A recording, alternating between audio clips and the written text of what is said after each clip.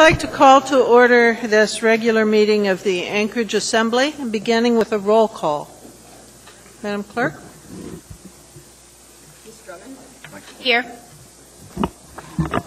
Mr. Trainee? Here, ma'am. Mr. Honeman? Here. Ms. Gray-Jackson? Honored to be here. Ms. Ossiander? Here. Mr. Hall? Here. Mr. Starr? Here. Mr. Trombley? Here. Ms. Johnston? Here. Mr. Flynn? Sure. Mr. Flynn is joining us by phone. Mr. Birch? Here.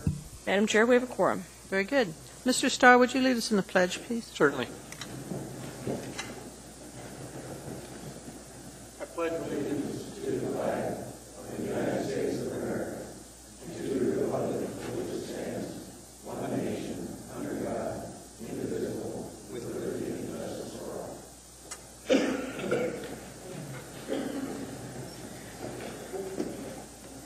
We have the minutes of the regular meeting of November 8th, 2011 before us. Move to approve. Second. Is there any discussion? Is there any objection to approval? Mr. Flynn, I'm assuming you'll speak up if you have an objection. That is correct. All right. Seeing no objection, those minutes are accepted. We now have the minutes of the regular meeting of November 22nd, 2011 before us. Move to approve. Second. Discussion? Objection? Seeing none, those minutes are approved unanimously. Mr. Vacalis, do you want to give a report or? There'll be no report tonight. Thank you. No report tonight. All right. I also have no report, so we'll start with committees. Mr. Birch, do you want to start off? Any kind of committee report, sir? I was fortunate to attend the Mayor's Energy Task Force meeting. I believe that was on the 11th. And we just had an excellent presentation by a number of cook inlet producers. And I think those that were there, I think, very much appreciated the opportunity to kind of get an update on where we're at on energy production and gas availability in Cook Inlet. And actually, it was a pretty up-tempo, upbeat type meeting. Thank you. Thank you. Mr. Flynn, do you have any report? Ms. Johnston? Yes, I just wanted to add to Mr. Birch. It was nice to have Mr. Birch there, and I would suggest if other Assembly members are interested in attending the Mayor's Energy Task Force, that it is an open meeting. It's very informative, and I'm very happy to be part of that group. It's a good work group. Other than that, there will be both Ms. Ossiander and myself will be going down to the Municipal League February 5th through 6th through the 9th, and that is it for right now. Thank you. Mr. Trombley? No report. Mr. Starr? Just a moment, ma'am. I have a question for staff. Ms. Mahoney, will we be seeing the budget to actual reports for December anytime soon? Through the chair, we are currently in what is called 13th month with general government close. We have to go through 14th month, and then the budget versus actual reports will be available probably on a draft prior to audit in March, and I would say the latter part of March. Okay, same with revenue summary reports then, or will we see fourth quarter revenue summary reports? We will be submitting a revenue report to you in February that will be quite accurate. Yes, February. No, ma'am, I just will announce that I'm going to cancel the Budget and Finance Committee meeting for this Thursday. Okay. Mr. Hall? No report. Ms. Gray-Jackson? Thank you, Madam Chair. Let's see. The Audit Committee met on Thursday, January 12th, and our mission was to review Internal Audit Report number 2011-13 on the Community Health Services Division, billing and collection follow-up. It was a follow-up audit. And at the meeting, the internal auditor summarized the audit findings, and the director and her staff who joined her, they recognized that there were improvements that were made, but that there were still areas identified in the audit that needed improvement, and she advised that the department is working on corrective action. In regard to finding number 3 in the audit, which I'm sure everybody's read, collection agency not used, the director emphasized that the sensitive nature of clients and the reason why they really don't want to use a collection agency. But the committee had some extensive discussion on the issue and provided some guidelines on how the director could possibly approach the collection agency idea and at the same time address the client sensitivity issues. And the director agreed to look at the options that were recommended by committee members. The director also requested another follow-up audit that's included in the 2012 audit plan. The committee also reviewed and endorsed the 2012 audit plan that's required by code, and the plan will be presented to the Assembly for acceptance at the meeting of January 21st. Also, during our audit committee meeting, the 2011 independent financial statement audit was discussed, and the committee was advised that a budget appropriation was necessary because additional funding is needed to pay the general government portion of the audit. The additional amount is $134,260, and an appropriation resolution will be introduced at the January 31st meeting with a public hearing on February 14th and approval thereafter. Also, one other point of interest was that I met with the director of the Office of Equal Opportunity, and I met with her because I wanted to discuss the city's affirmative action program that hasn't been updated since 2007, and, remind her that the code required that the plan be updated and then presented to the Assembly for approval. We had a really great meeting and talked about what that office is doing and the fact that the office plans to bring forward in April a draft of the affirmative action plan update for review and revision and then submittal to the Assembly. And I hope that the OEA office, who's short of staff, is able to have that document ready for us sometime in April. Thank you, Madam Chair. Thank you, Ms. Gray-Jackson. I think I caught either I heard you wrong or you misspoke. It's the 31st instead of the 21st for our next meeting. I heard the 21st, but you may have. Okay, very good. Thank you. Mr. Honeman? Thanks, Madam Chair. We had a Public Safety Committee meeting last Wednesday, the 11th. It was fairly interesting to note several of the departments reporting, particularly in the area of fireworks, with the last-minute revisions. I think the chief, not sure if he's here tonight, the chief was going to do the call for service report to find out exactly how many calls came in requesting assistance on that area. Fire department noted 2 or 3 runs, but nothing of note, either in fire hazard or injury as a result of. And so look forward to perhaps continuing discussion, perhaps some input from the public. I personally didn't get any direct phone calls like I did last year, so to the extent that we had some amendments to the fireworks code, may have addressed some of those concerns from last year, and I thank my colleagues here about the mobile home ordinance. So I think that really resolved quite a few. I don't know if, again, I didn't have anybody calling directly as a result of it. And of note that the police and the fire academies are still ongoing. I'm sorry, the fire department academy is finished, and their folks are on the shifts and nearly completing their field training, and the police department's academy is still going on. So things are looking pretty well, and we are looking forward to talking more about and perhaps seeing some changes in what might be coinciding Title IV under the state for 18 to 20-year-olds playing musicians in the bars. So we'll have that coming up shortly. Very good. Mr. Trainee? Nothing, ma'am. Mr. Drummond? Thank you, Madam Chair. First of all, on my drive over here, I was backed up almost to C Street on 36 because of the traffic must be at 36th and the Seward Highway. I've never had that experience before.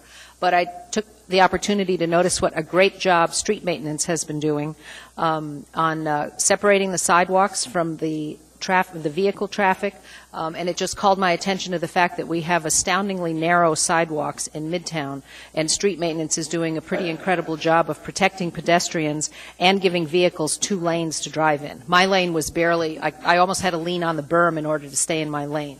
But my kudos to street maintenance. I've gotten very few calls from constituents, and most of them have been resolved in terms of the heavy snow and blockages in neighborhoods during the last several weeks. I'm pleased to report that the National League of Cities prescription discount card program is well underway in Anchorage. We introduced it in late September, and citizens have already saved nearly $7,000 in prescription drug costs in our community. And I haven't had a chance to compare it to the other several hundred cities across the nation in terms of size and age of program, but in first glance, our people are saving a lot of money every month. I don't know if it's because of the size of our city or that things are incredibly expensive and people are just jumping at the chance to get a discount, but it's a great program. Thank you very much. Thank you. Mr. Trainee, you had a question on the Mayor's report or to the administration? Yes, Mr. Michaelis, just a quick question for you. I understand, I attend the mayor's press conference. He said he's bringing forward a contract for Governor Sheffield for $60,000. Now, are you envisioning two $30,000 contracts or one $60,000 that will come to the Assembly? Because $30,000 wouldn't have to, but I'm a little concerned if we're going to merge two $30s to make it $160,000. Yeah, there'll be a $60,000 contract coming before the Assembly. And that'll come to us. Yes, it will. Thank you, sir. That's what I wanted to know. Ms. Drummond, you also had a question? Yeah, not on that item. Thank you, Madam Chair. I just forgot to tell listeners to call 278-4836 for questions on the prescription card program or issues with the program if you're trying to use the discount cards. That's 278-4836. Thank you. Thank you very much. With that, the addendum and two late on the table items are before us. Bray? Second. Thank you. Is there any objection to incorporation? Seeing none, those are incorporated, and I'll read them into the record. Under 9B10, there's AR16. It's a resolution appropriating $46,391 from the Chugiak Fire Service Area Fund 2011 operating budget, Anchorage Fire Department, as a contribution to the Chugiak Fire Service Area Capital Improvement Fund for the purpose of purchasing a fire apparatus pumper tender, accompanied by AM 55. Under new business, 9 Delta 37, Assembly Memorandum 56, sole source purchase from Hewlett-Packard to provide servers and VMware software licenses to the Municipality of Anchorage Information Technology Department, $200,470.88. Item D38 on our agenda will be AM 57. It's a recommendation to award various carriers for providing various insurance coverage to the municipality, the Risk Management Division, $591,209. Delta 39 is Assembly Memorandum 58. It's Amendment Number 12 to GLS LLC Contract 26M&O 268 to increase contract funding by $33,877 for contract period ending date September 30th, 2011, for a total contract amount not to exceed $1,619,088 for final payment to GLS LLC for various road and drainage improvement projects within the South Golden View Rural Road Service Area Fund 149. Delta 40 is AM 60. It's Amendment Number 1 to Tudor Express Trucking Contract. This is to increase funding by $1,300,000 for a contract period ending September 30th, 2012, for a total contract amount not to exceed $2,500,000 to provide in-dump trucks with operators for snow hauling for the Municipality Public Works Department, Maintenance and Operations Division. Under Information Reports, E8 is AIM 8. It's the Annual Executive Salary Report. Under Items for Introduction on the F section of our agenda, there's F11. This is AO8. It's an ordinance authorizing retention of 22 tax foreclosed properties for public purpose pursuant to Anchorage Municipal Code Section 25.30.035B from the Real Estate Department, accompanied by Assembly Memorandum 54, and public hearing is set at our next meeting on January 31st.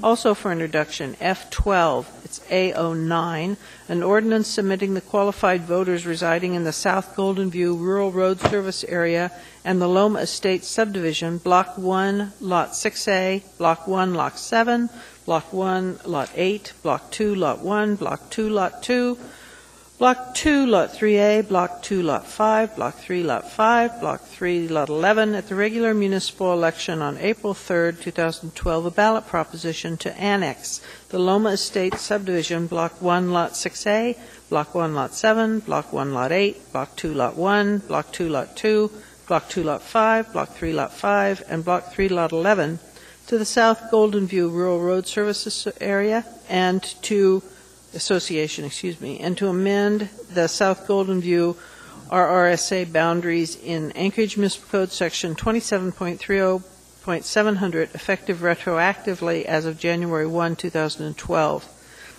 This is accompanied by AM 59, and it's set for public hearing on our next meeting, January 31st. Also for introduction, F13 is AO10.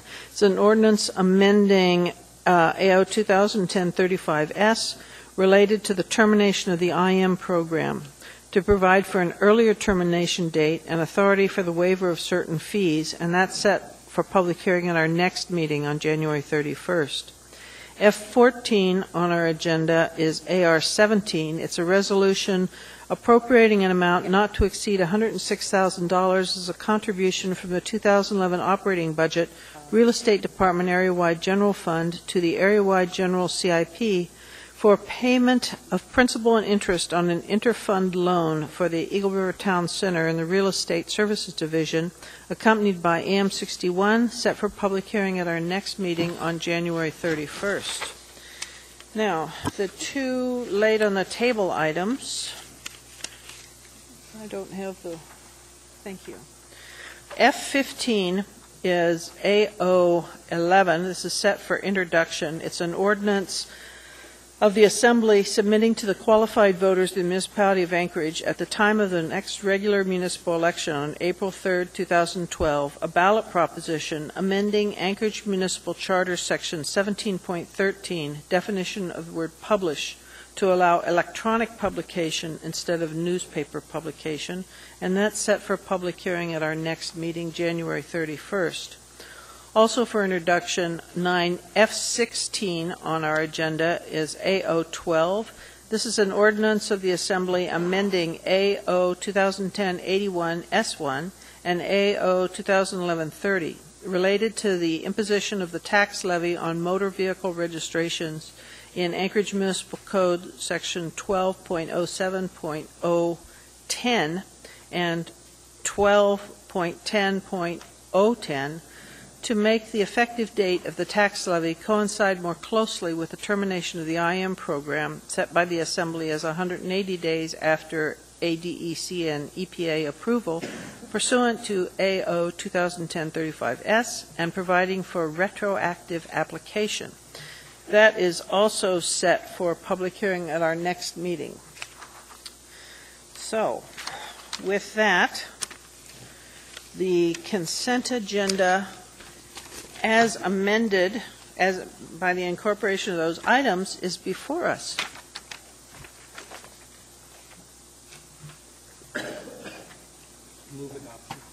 Second. All right, the consent agenda is before us. Let's go down and see what items people would like to pull. Ms. Drummond, I'll start at your end this time. Thank you, Madam Chair. I'd like to pull 9A1 for reading and presentation. 9A1, all right. Okay, and I have some remarks to make on one of our appointments, but he's not going to be here tonight. When would be the appropriate time? Do you want to make them now, ma'am? I would be happy to. It's for 9 Delta 1, David Barton, to the Americans with Disabilities Act Advisory Commission. Mr. Barton has been an amazing help with his knowledge and on an accessibility issue in my district last year, and I absolutely concur with the mayor's reappointment to this position. Thank you. Very good. Mr. Trainey. 9B2 on the regular agenda. 9 Bravo 2. All right. Ma'am. Anything else, sir? That's all, ma'am. Mr. Honeman. On the regular agenda, 9 Delta 32. 9 Delta 32. And on the addendum, 9 Delta 40. 9 Delta 40. That's Okay? Ms. Gray Jackson? No, thank you, Madam Chair. Nothing. Mr. Hall? 9 Delta 22. Delta 22. All right. Mr. Starr? I have no items. Mr. Trombley? 9 Charlie 1 and 9 Delta 21.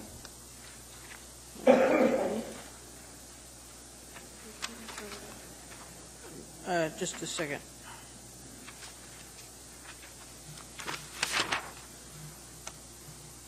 That was Charlie 1 and Delta 21? Yes, ma'am. All right, thank you. That's all. Ms. Johnston? Mr. Flynn, anything you... Madam Chair. I'm sorry, I didn't hear you, sir. Nothing, Madam Chair. All right. Mr. Birch? No items. Okay, I'll go... Madam Chair. Just bless Ms. Gray Jackson first. Thank you, Madam Chair. I thought that Ms. Johnson was going to pull 9A2 since she's reading, but 9A2 we need to pull. And 9A2. Thank you, Madam Chair.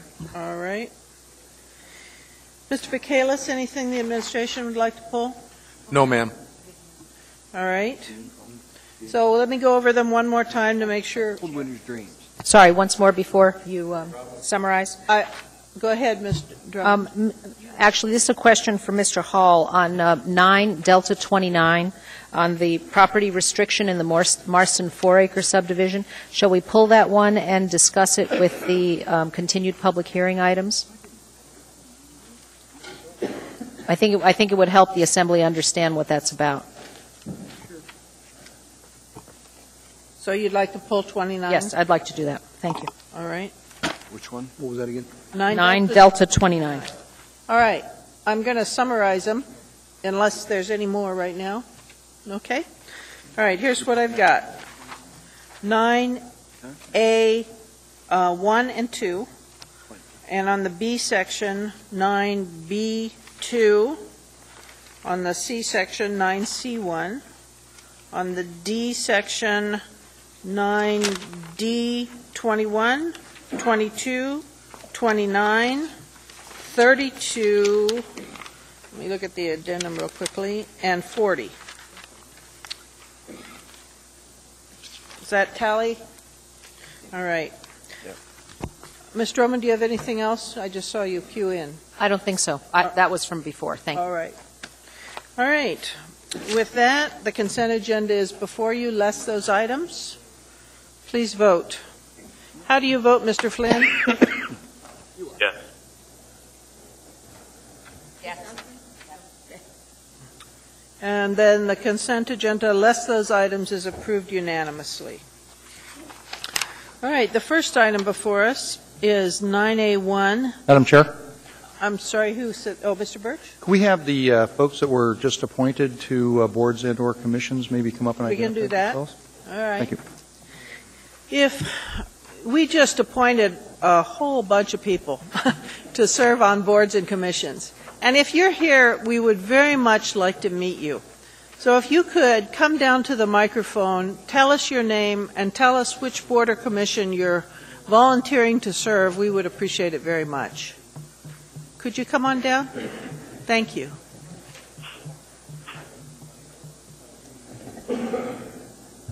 Good evening. I'm Don Gomes, and I'm appointed to the Arts Advisory Commission. Happy to be doing that, and I've been here 2.5 years now and absorbed a lot to see that Anchorage has a real vital arts community. And of course, it needs your support as well. Thank you for your service, sir. Thank you. Hello. Hi. I am Julie Anderson. I've been appointed to the Mayor's Public Safety Advisory Commission. Been in Alaska my whole life and Anchorage now for over 10 years. Very good. All right. Thank you. Good evening. My name is Ian Dutton. I've just been appointed to the Sister Cities Commission. I have lived in Alaska for 6 years and in Chugiak and now downtown, and my day job is with the Rasmussen Foundation. Very good. So I work very close with many of you already. Very good. Thank you. Thanks. Hi, I'm Phaedra Cole, and I'm being reappointed to the Library Advisory Board. Very good. Thanks. Thank you. I'm Mike Miller, and I was just appointed to the Eagle River Parks and Recreation Board of Supervisors. Wow, Very glad to meet you. I heard that you were kind of pulled into that one. I got a report after the fact. The right meeting, and it worked out. Oh, good. It's a good commission. Thank you for serving. Thank you.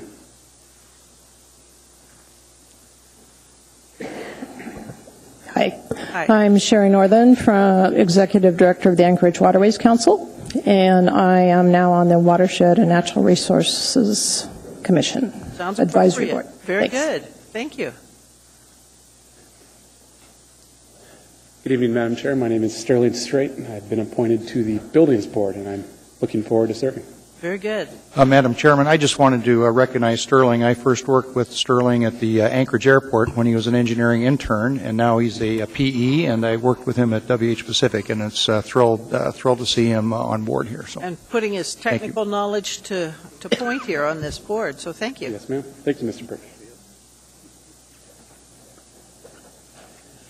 Hi, Cassie Atwell, Equal Rights Commission. Very good. Thank you.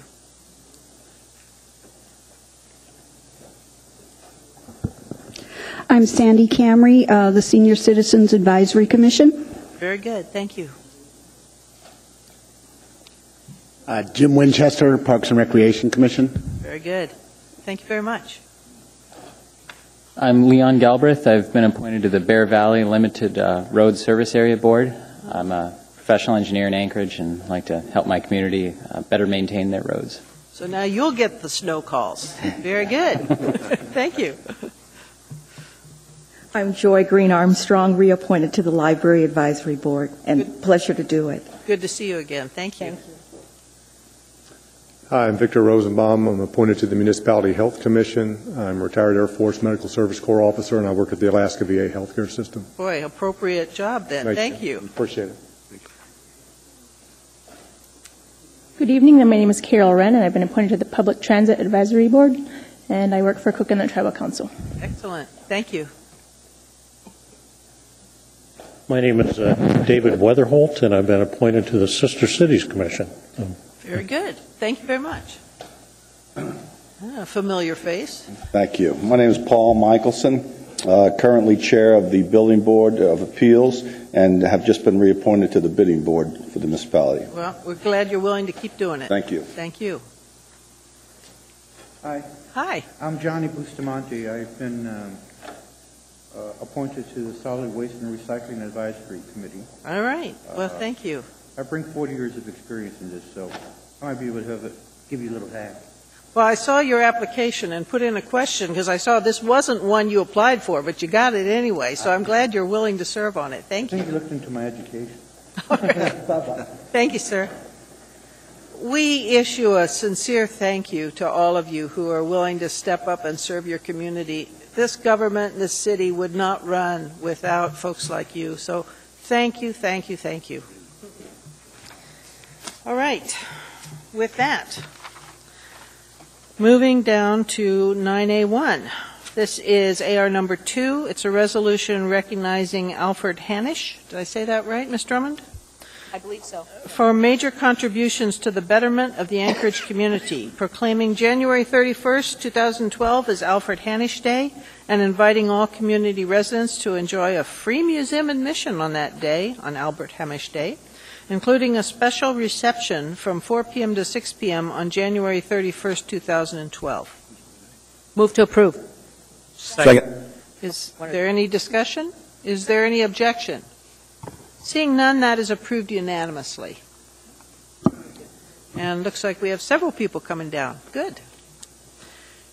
Whereas Alfred Hanisch, a longtime Anchorage resident, World War II veteran, an important contributor to our community, lived a full life, and whereas, upon moving to Alaska to work for the Alaska Railroad, he was among the first to drive the Alcan Highway and later became a 35-year employee of Chevron.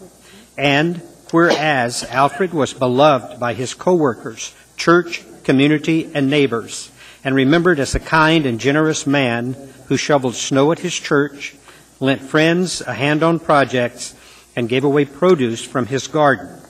And whereas, upon his passing on December 4th, 2010, he left significant gifts to the Anchorage Museum, the Anchorage Public Library, KAKM Public Television, KSKA Public Radio, and First American Baptist Church through the Alaska Community Foundation. And whereas it is a great honor when a public-spirited individual leaves a lasting gift for our community institutions that reflects the love of our city, the pursuit of a high quality of life for all citizens, and the transformative power that one individual can make with their gift. And whereas it is fitting to memorialize this generous donation to our community with all the honor and gratitude of the Assembly and the Mayor of Anchorage on behalf of the people of Anchorage as a whole. Now, therefore, be it resolved that the Anchorage Assembly, with the support of Mayor Dan Sullivan, hereby proclaims Tuesday, January 31st, 2012, as Alfred Hanisch Day. The invitation is extended to all community residents to participate in honoring Alfred Hanisch at the Anchorage Museum with free general admission all day Tuesday, January 31st, 2012, and a special reception from 4 p.m. to 6 p.m. on January 31st, 2012, passed and approved by the Anchorage Assembly this day.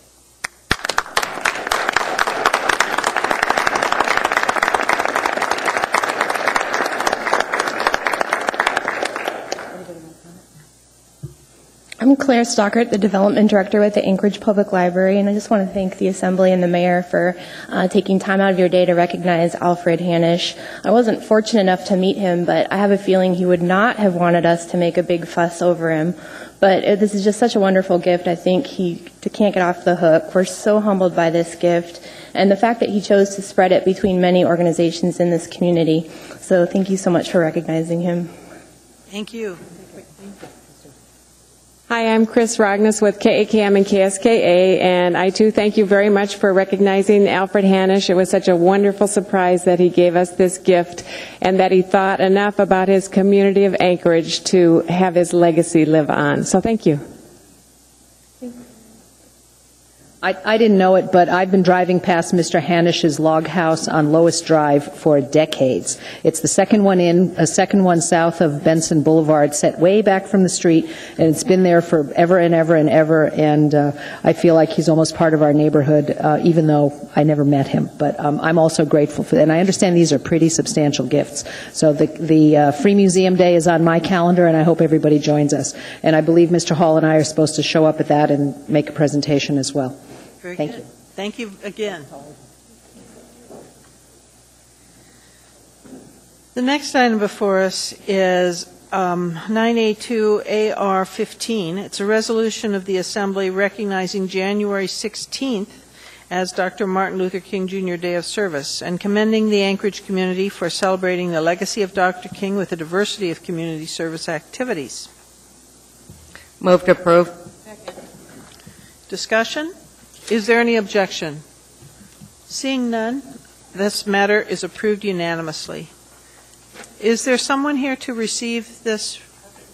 Very good. If you could come down, thank you. This is a resolution of the Anchorage Municipal Assembly in recognition of January 16, 2012 as Dr. Martin Luther King Jr. Day of Service and commending the Anchorage community for celebrating the legacy of Dr. King for the diversity of community service activities.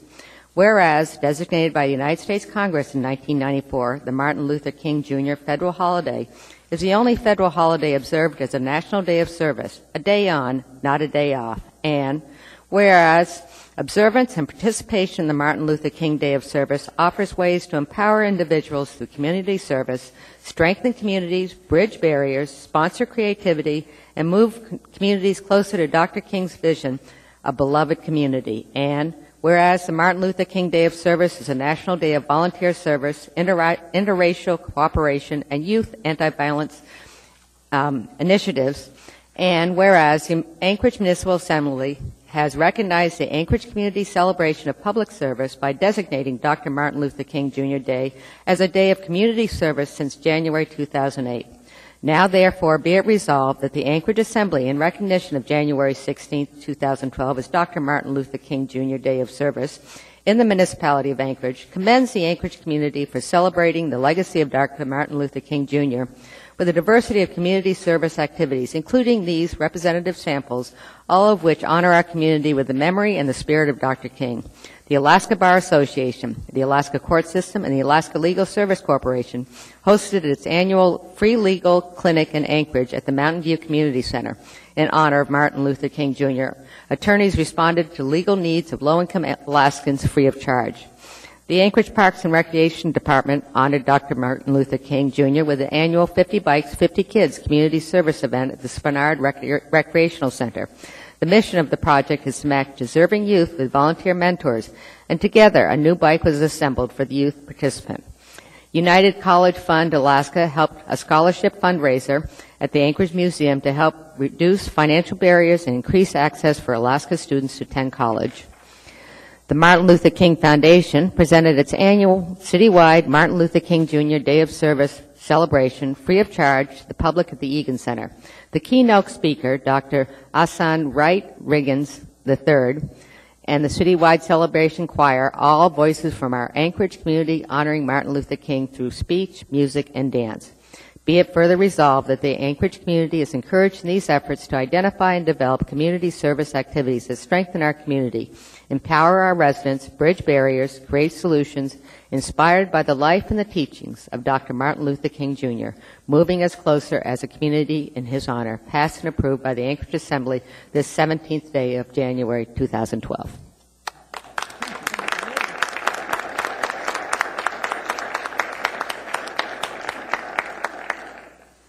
I want to thank the Assembly today, remind you that while we recognize Dr. King and what goes on in the city, you were a part of the initiation of this back in the 80s, and we have continued that till today. Also want to remind us that the consciousness of a community rests in the strength of those who will continue to lift the banner of those principles that Dr. King has laid out for us.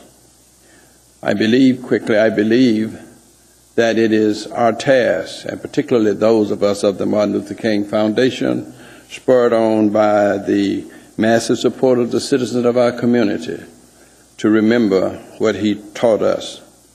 My role is to be the consciousness of our city. I've chosen that as my task, to say to all of us, we can love one another, we can be one people, we can care about our children, about our families, and about our future.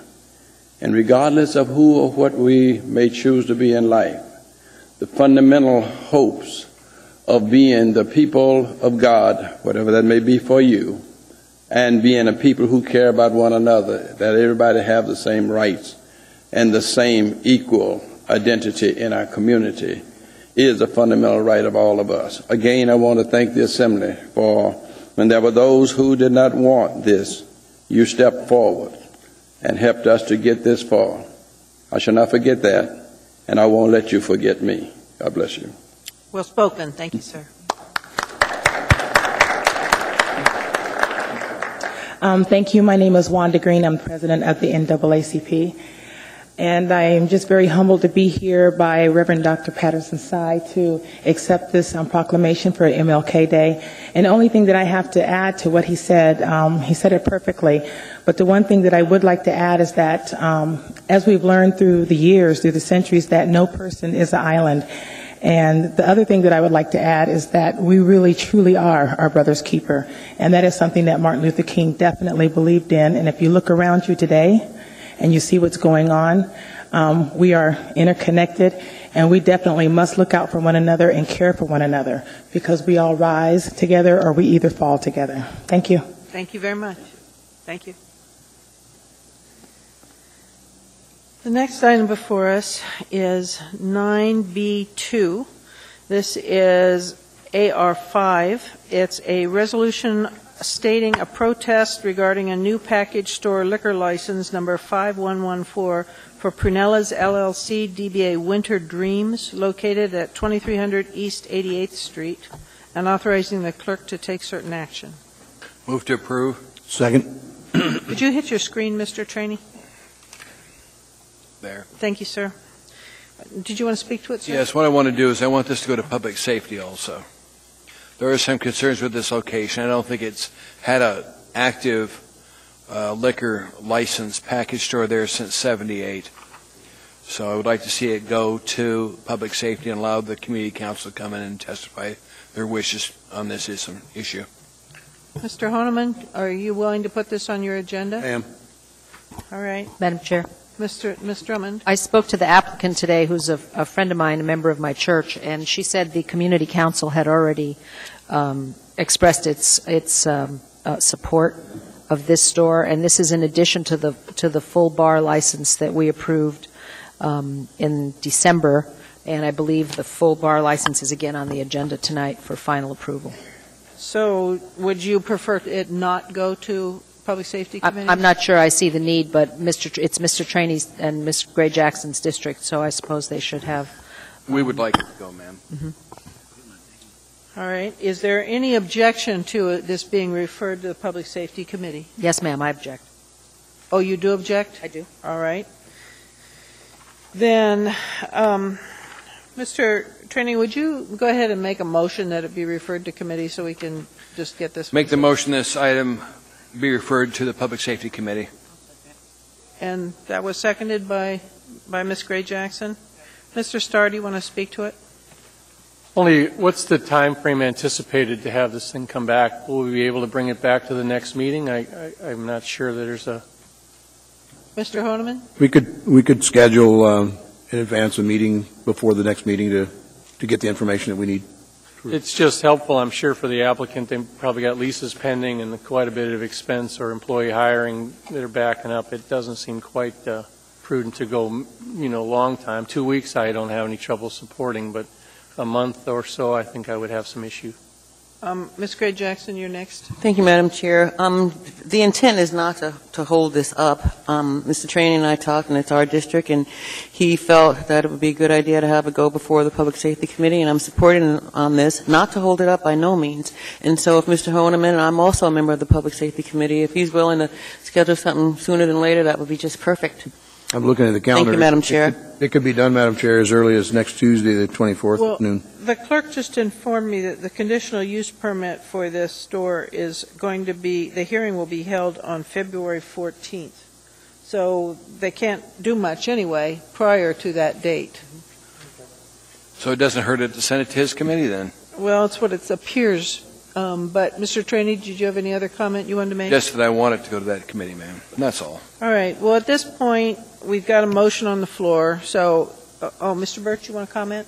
Yeah, I just would speak against deferring this any further. Apparently, it's been supported by the community council. I'm familiar with the operator. He runs a good business, and I can't see any reason for delaying it. Thank you. All right. This time, please vote on the referral to committee, Public Safety Committee of Winter Dreams. Mr. Flynn, how do you vote? No. That item, that referral passed 7-4. All right, we're back then. We will see that at our next meeting. Thank you, Madam Chair. All right. The next item before us is 9C1. This is AM12. It's a recommendation of award to, I think it's Heckinson Electric, for the Lusac Library Fire Alarm System remodel, $675,327. Move to approve. Second. Mr. Trombley, would you hit your screen, please? Sorry. Thank you. Mr. Trombley, go ahead. Mr. Thompson, I just have a question for you.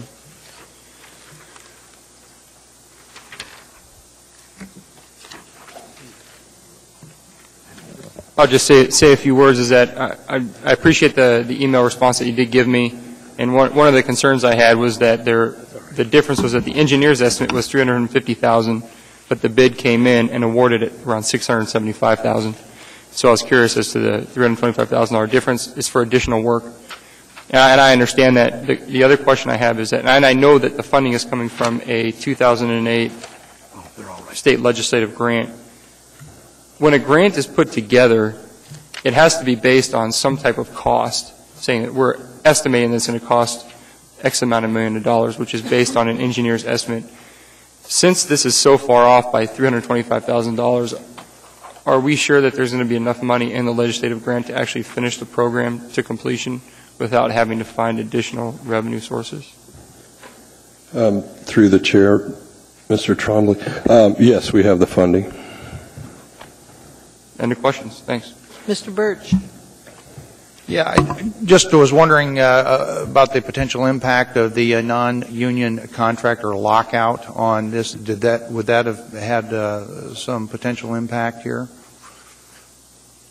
I don't know what. A union signatory contractor bid this work. Does this fall under that provision? I just remember we had an electrical contractor that bid on the Denina Center that said they came down here and gave an award up because they couldn't bid on any future work. Assemblymember Birch. Excuse me. Why don't you let our purchasing director answer that question? Okay. Thank you. Is your mic turned on? And if you could identify yourself for the record, too, that would help. Thank you. Thank you, Madam Chair. Ron Haddon, the purchasing director. Hawkinson is a union contractor. Thank you. Very good. Mr. Starr. Mr. Thompson, the other contract we have on the books for tonight is the RIM contract for the architectural design of the master plan, the re-entry for this facility. Wouldn't it also make sense to have them coordinate, or do you have an anticipation that these folks are going to talk so that we don't rip out perfectly good work, or what's your plan here? Assemblymember Starr. We always do that. I mean, the problem ends up being sometimes we have to get some of these safety things in place for our fire inspectors prior to projects taking place, and that is the case in this situation. We need to get this changed based upon the occupant load in the facility. As far as I know, any product that we're using now will be taken care of and work in the new process, and we'll be able to tie those together. Okay, let's kind of put some emphasis on that, because there's big numbers there, and I don't want to see a change order come back through the system that says we didn't think ahead, so that hopefully those entryway monitors and the new upgrades we can use over as we redesign that floor entrance on the ground floor. Thank you. There appear to be no further questions. Thank you very much. All right, seeing no one else in queue, please vote. Mr. Flynn, how do you vote? Yes. That's approved unanimously. Now, with apologies, I'm going to read a very, very long memorandum. 9 Delta 21, AM6. This is a 2012-13 liquor license renewals. Applebee's Neighborhood Grill, 4746. Crazy Horse, number 72. Darwin's Theory, number 987. Ginger, number 4451. Glacier Brew House, number 3978. Hacienda Mexican Restaurant, number 3508. La Cabana Mexican Restaurant, number 629. Max Sports Bar, number 1078. Moose's Tooth Bub and Pizzeria, number 3971. Rice Bowl, number 2973. River City, number 2988. Sourdough Mining Company, number 2496. The Spare Room, number 505. Suite 100, number 4662. Sullivan's Steakhouse, number 3412. Panhandle Bar, number 825. Restaurant Orso, number 4012. Trophy Lounge, number 1697. Beverage Dispensary Boardroom, number 4423. Coast International Inn, number 67. Flight Deck Arctic Inn, number 42. Beverage Dispensary Tourism. Bernie's Bungalow Lounge, number 4425. Chilkoot Charlie's The Birdhouse, number 4024. Chilkoot Charlie's Swing Bar, number 3817. Beverage Dispensary Duplicate. Casa Grande, number 3009. Beverage Dispensary Seasonal 35-plus Singles Club, number 1494. American Legion Post 29, number 2806. American Legion Post 34, number 4522. VFW 1685, number 1841. Viking Hall 1579 Club. Diamond Bowl, number 4674 Recreational Site. Alaska Team Imports, number 4947 Wholesale Malt Beverage. Celestial Meads, number 4671 Winery.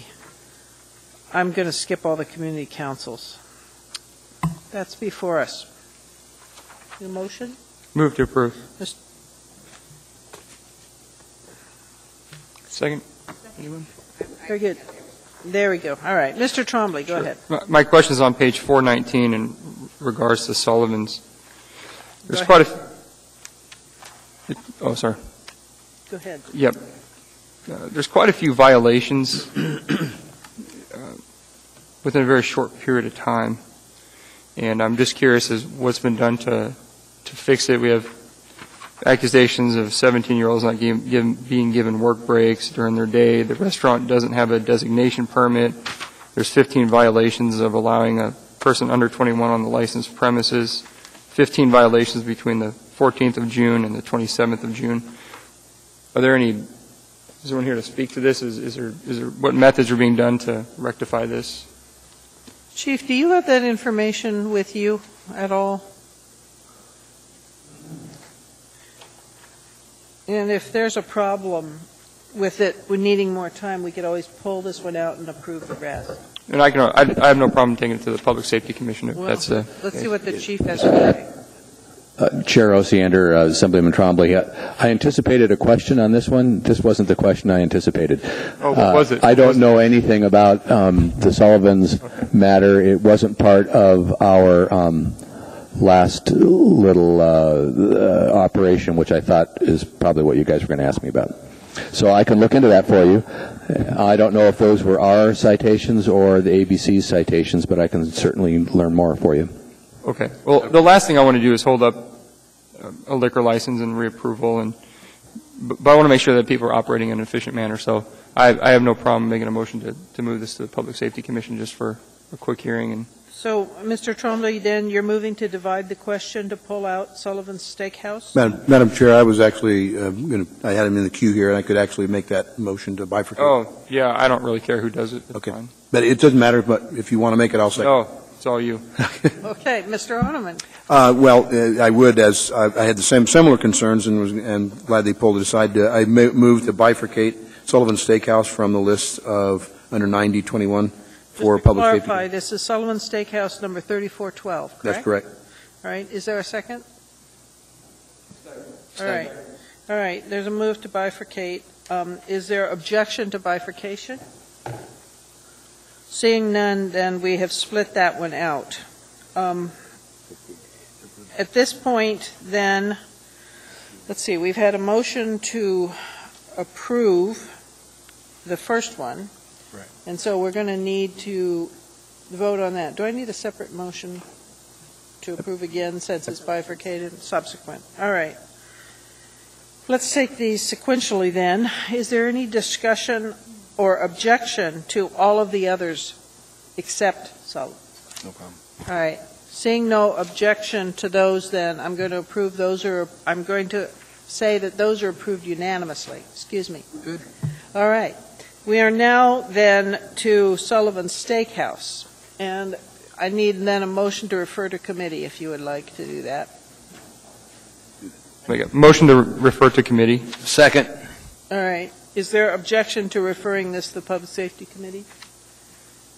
Seeing Ms. Drummond, go ahead. I have a question. How long is this going to delay the renewal of their license, and does it mean they have to stop serving liquor or anything like that right now? All right. Mr. Hodeman, I'm assuming you want to respond? Yes. I was just looking at the calendar, and a week from today, Tuesday the 24th at noon, if we can get the public notice out and gather the detailed information we need for both matters, we could turn that around in committee.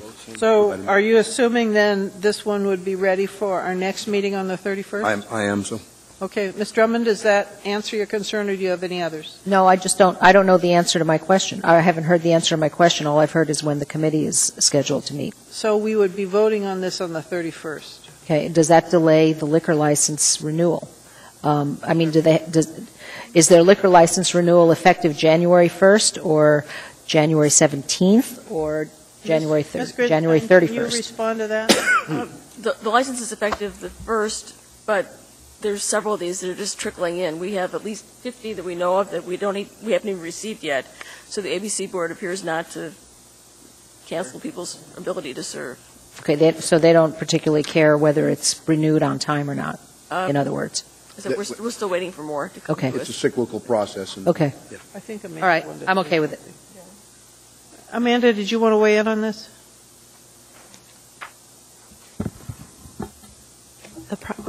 Amanda Moser, licensing clerk. The process is the license are renewed through the ABC board, and then they're sent to us. So they have received their renewal, and if we have a protest, then that goes before the ABC board subsequently. So they've already received their renewal, and it won't hold it up. But if there is a protest, then we could put it before the ABC board at their meeting in February. And then a protest would have to be voted on by the assembly, and then it officially becomes a protest. And then it's held up, because it has to go back to the ABC board. Okay, so at this point in time, it's not being held up, it's merely being discussed in committee, and more than likely will come back on January 31st That's and be my approved. understanding, Okay, yes. thank you. All right. Mr. Honeman, did you have anything else? You were staying No, queue? I'm sorry, Madam All right, Mr. Trainee, did you have anything? Nothing. I just want to know what the chief wanted to talk to us about.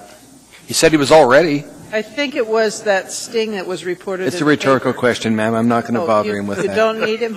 I'm not going to bother you. All right, never mind. Thanks, Chief. Okay, Mr. Trombley, No, sorry. nothing. Good. No. Ms. Drummond, anything else? Just a layout question. I have asked before, and I'm going to ask again, if the licensing clerk could list the community councils on the cover sheet, because I go through this when there's dozens and dozens of them like this. I'm basically looking at the community, at my community council's responsibilities, not everybody else's, and I hope everybody else is doing the same. And I'd appreciate it if the community councils were listed next to the package stores on the front page of the memorandum. I'd appreciate that. Ms. Thank you. Drummond, if you and I could talk a little bit about that after the meeting, because I've had an extensive conversation with the clerk about it, and there's some logistic challenges. So I'd like to have a chance to talk to you offline on that. All right. With that, then, we will continue with Sullivan Steakhouse 3412. It's referred to subcommittee and will come back to us on the agenda of the 31st. The next one before us is 9 Delta 22. This is AM 31. It's a 2012 grant to Greater Anchorage Incorporated in support of the 2012 Fur Rendezvous Winter Festival in the amount of $63,987. I think somebody besides Mr. Hall should make this motion. Thank you. Well, all right. That's before us. Mr. Hall, do you want to? Yes, I want to declare a possible conflict. I serve on the board of directors for this organization. Mr. Hall, do you make a salary in that position? I do not. I contribute a great deal, but I don't make a salary. All right. I'm going to rule that he does not have a conflict because there are other assembly members who have a strong invested interest in these public festivals also, and I don't think it makes us necessarily biased to have that public interest. So I rule that you should participate in this matter, sir. Mr. Trainee? Just that I was hoping you would, because quite frankly, Ernie took a remarkable stand at a time period where there was an attempt to kill off Fur Rendezvous. Ernie came here and saved Fur Rendezvous, and I'm happy to have him vote on this issue, ma'am. Very good. I think we all are, and we express appreciation for his work on that effort. And I think he, though, did the exact right thing by bringing this to public attention. So thank you for that, too, Mr. Hall. So with that, please vote on acceptance of this award, or this grant. Mr. Flynn, how do you vote? Yes.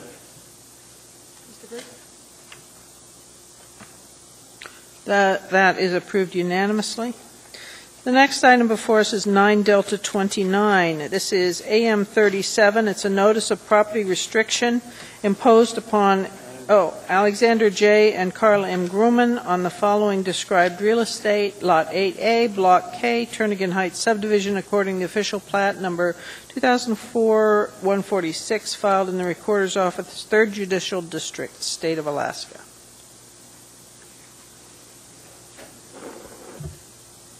Move to approve. Oops. That item is before us. Is there discussion? Madam Chair. Ms. Drummond.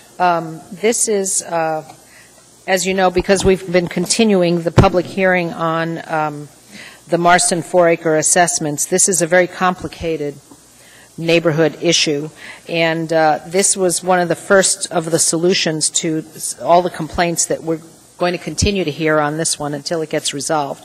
And I'd like the Assembly to simply listen to what the folks have to say during the continued public hearing tonight and then vote on this one item, just so that you understand how it fits into the overall scheme of things. So if we could just postpone it until during the continued public hearing, I'd appreciate that. So you'd like it moved down on the agenda to follow 13A, B, and C? Yes. All right. Was there a second to that motion? Second. All right. The question before us is moving this on the agenda to become 13D. Is there objection to that? Seeing none, we will move it on the agenda to 13D. Excuse me. The next item before us is 9 Delta 32 AM 40, change order number 2 to purchase order number 2011-0569 with R&M Consultants to provide professional engineering services as needed for the municipality of Anchorage, Port of Anchorage, $90,000. Move to approve. Go ahead, Mr. Honeman.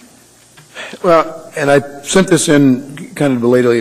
I don't know why I have apparently stuck to one of the other pages on the inside, and I glossed over it first until this afternoon. I sent a question into the administration through the clerk's office that it appears that this, in less than 1 year's time, we've now essentially 50% increase on a contract, and realistically, the change order number 1 that increased it to $60,000 had some specific information that justified why they needed it. Change order number 2 is pretty thin in the justification area, and I'm just curious as to why we're now basically 50% over budgeted contract. Mr. Vacalis? Thank you, Madam Chair. I'll go ahead and address it, and if there's further questions, I'll ask somebody for the Port of Anchorage to follow up. So this is a contract with a firm that does work for the Port of Anchorage, does their engineering work, and initially started off doing their engineering work separate from the actual expansion project, because they do need engineering services on day-to-day operations, etc. They have had 2 change orders, and the change order that Mr. Honeman speaks to, as far as the one that was pretty well defined, is as it says. The one that Mr. Honeman addresses as not being as defined basically is to protect and to assist the municipality in the construction effort. Now, what do I mean by that? We have a port engineer. But the port engineer's job does not allow him to extensively be engaged in the actual construction. As you know, the construction project, as it was originally orchestrated, did not call for the port to be involved at all in that construction. It was handled solely by a federal agency. However, since we basically have gotten involved in the project, and we realized that we also need to have someone that is assisting our port engineer and looking after the interest of the municipality. So we added on to that contract for those services, and that's what that is giving us. Anything else, Mr. Honeman? A follow-up question to that then is, are we anticipated, the original contract called for $300,000 for the first year with 2 additional 1-year periods, performance starting April 1st. So, am I to understand that the next 2 year periods will be $450 rather than $300? It's basically, as I understand, the way the contract works is for services rendered. So, we're paying for services that we anticipate being rendered. I just want to make sure I'm clear that when we're voting for this change order, that it's for the year 2011, and that the additional 1-year periods are still going to be listed at the $300,000.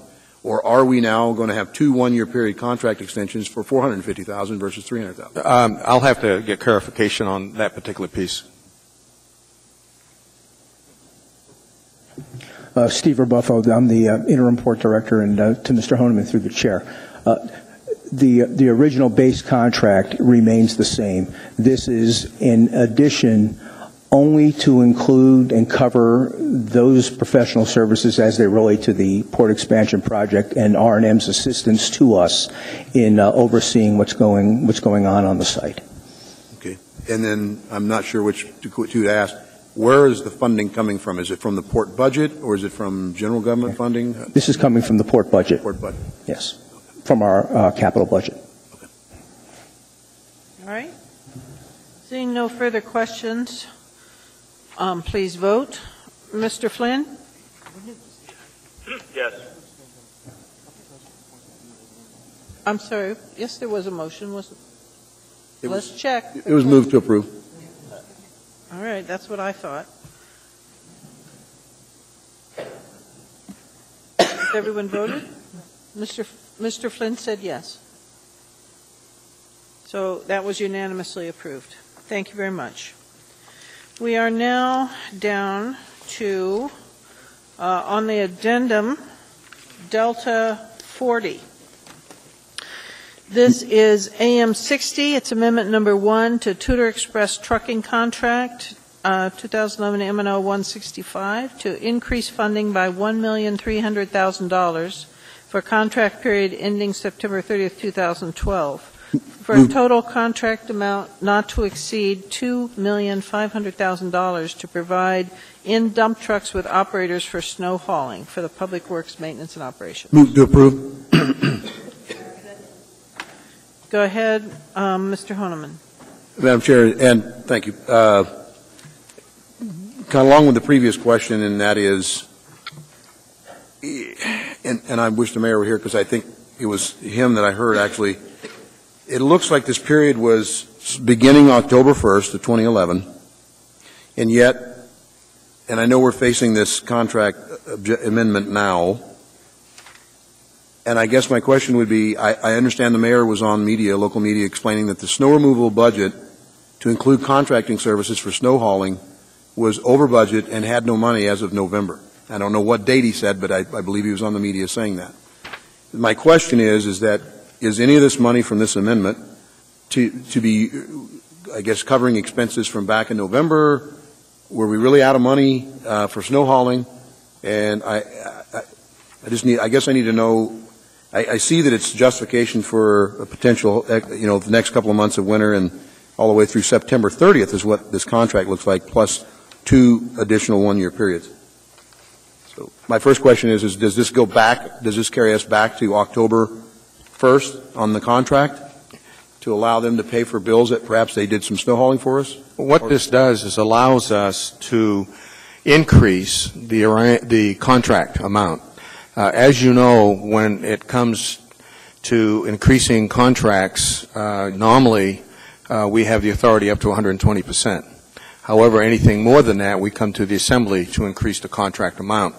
We're requesting the contract amount be increased.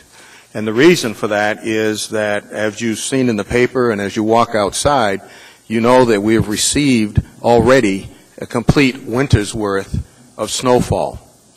And as a result of that, we basically have exceeded the contract amount, or have come close to exceeding the contract amount. So we're asking you to allow us to increase the contract amount so that we continue on through the rest of the winter season. And having said that, and this is where my rub is, if the mayor knew or known that someone from the administration knew we were out of money in November, we had a meeting or 2 in December, why didn't this come to us in December so that we could have money to have snow hauling with that winter full of snow? And you're absolutely right. We have had a heavier than normal snowfall. Well, I think we're talking apples and oranges here. We're asking the Assembly to increase the contract amount. The monies for the expenditures so far have been paid for. So in other words, what has occurred as far as contracting for this contractor up until 1 January has been paid for. This is to this is to raise the amount of the contract like we're required to get permission to do from the Assembly in advance of basically expending funds to a contract that exceeds the original amount by 120%. So what we're asking you is allow us to increase the amount of the contract. The funds for this comes out of the 2012 budget, which started on 1 January. So that's how we will fund it. But we need to have this amount increased on the contract. I'm not objecting to that, Mr. Manager, City Manager, Mr. Michaelis. I am concerned that we're acting. I guess my first question was, and I think I got the answer from you. We're not paying any of 2011 snow hauling contract with this amendment. This is only for looking forward. If we approve this tonight, it's for bills going forward. Is that correct? It's for bills starting 1 January going forward. 1 January. Yeah. Okay. And I guess we'll talk offline. Again, it's for the contract. I understand. It increases the contract. And then we're using 2012 monies. And my understanding is this is part of the snow removal budget. This contract is a part of the overall snow removal budget. Is that correct? That's correct. Okay. So, and I'll talk offline with you about the 2011 numbers. It disturbs me that the administration tells the Anchorage media when we're trying to field calls about snow removal and this community is being told we're out of money when a simple amendment in December to get snow removal money for snow hauling could have been done just as it is now. And I'm appreciative of the fact that we recognize we're having a heavier amount of snowfall, but I'm not appreciative of fielding the calls when I'm trying to tell people that they're doing the best they can, and the mayor's telling the community that we're out of money. Well, I'm not speaking to that right now. What I'm speaking to is the contract, and what we're asking you is to increase the contract amount so that we continue on with snow removal as planned. And I appreciate that. Thank you. Mr. Trainee. Thanks, George. Quick follow-up question. Since we're going to haul it, we have to store it. Are you guys coming back with a contract modification on snow storage? Because the stuff is going everywhere. Well, ironically, that's a very good question, Mr. Trainee, because, as you know, we do have snow storage sites all over town. Right. We are getting up there as far as coming close in some cases to reaching the level that's authorized to fill. We basically can shuffle the loads to other snow dump sites, and that's what we're planning to do if we have to. We still have some room left, but, you know, there's a concern out there that we may exceed some of the snow dump sites. We haven't got there yet. Just look at bringing a contract modification forward to us, George, so we can take care of it if, in fact, we need to get more storage, snow storage sites. Okay. Because I was looking at Gary's trucking on New Seward Highway in Dowling, and they're definitely exceeding the storage capacity there. It's going into the street. If you'd have somebody check the dimensions they're allowed to dump snow, because it seems like they're dumping it all sorts of places. My understanding, and I'll confirm that here in a minute, is the majority of the snow dump sites we own and we've modified. We do lease at least one, and that's with the International Airport, and there may be one other that we lease, but by and large we own and we've modified them with the settling basins, the oil water separators, the liners, the fencing, and all of that. If you get a chance, check Gary's. I will. Somebody check Gary's towing out. I will. Thank you, sir. Thank you, Madam Chair. Mr. Starr. Well, I guess, Mr. Michaelis, thanks for bringing this forward. In fact, I know you have emergency authority to expend money as necessary to keep things running, but I actually see this as a sort of a proactive and a breath of fresh air to do that. I would anticipate we probably would be out of money sometime in October, as we should be, because we budgeted correctly. So I'd be happy to authorize this one as well as another one as you see fit. My question in that is a compliment first for being proactive and the lack of an emergency authority. Thanks for that. The question on fire hydrant dig outs and things like that, where does that fit into our budget, and are we overworking our fire department in that capacity? How are we handling that? AWW actually has a responsibility for digging out fire hydrants. They've doubled their crews. They've had a double crew, I think, for the last week trying to get to them. One of the problems that we have, and it's been an age-old problem, and we deal with it as we can. This year it's more problematic because of the amount of snow and in the small time frame that we've had. But typically what happens is either the state or we plow, AWW comes in and they remove the snow. But with the successive storms that we've had, we've plowed. AWWU has not had a chance to come in before we get another dump of snow and another plow. So it's caused them to get a little bit behind on the fire hydrant snow removal. But they have doubled their crews, and they are working on it. Have you had any feedback from the chief? I don't need to have him up at the microphone now, but is he concerned about access for his crews and safety therein?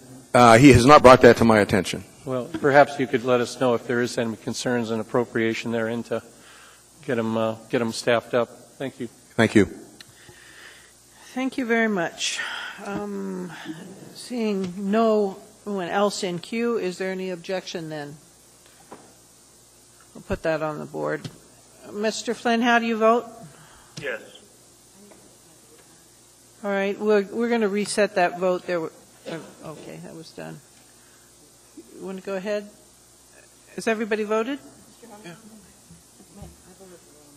It's fixed on the board. Yes. Okay. All right, that was approved unanimously. We are now at 11A. This is AM 701, the Zoning Board of Examiners and Appeals appointment of Kate Williams, Timothy Vig, and Dean Kars. And this item was postponed to permit the 10-day public comment period, and there is no motion pending. Is there any discussion? Seeing none, please vote. Mr. Flynn, how do you vote? Yes. And those appointments are approved unanimously. Are any of those people here? Okay. Next item before us is 11B. This is AIM 123. It's the internal audit report follow-up on the Community Health Service Division Billing and Collection, Department of Health and Human Services. This was postponed from December 13th, and there is no motion pending. Move to accept. Second. That item is before us. Ms. Gray-Jackson, do you have any comments?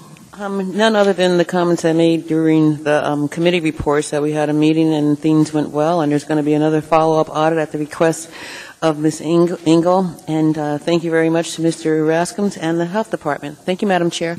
All right. With that, please vote on accepting the report. Mr. Flynn? Yes.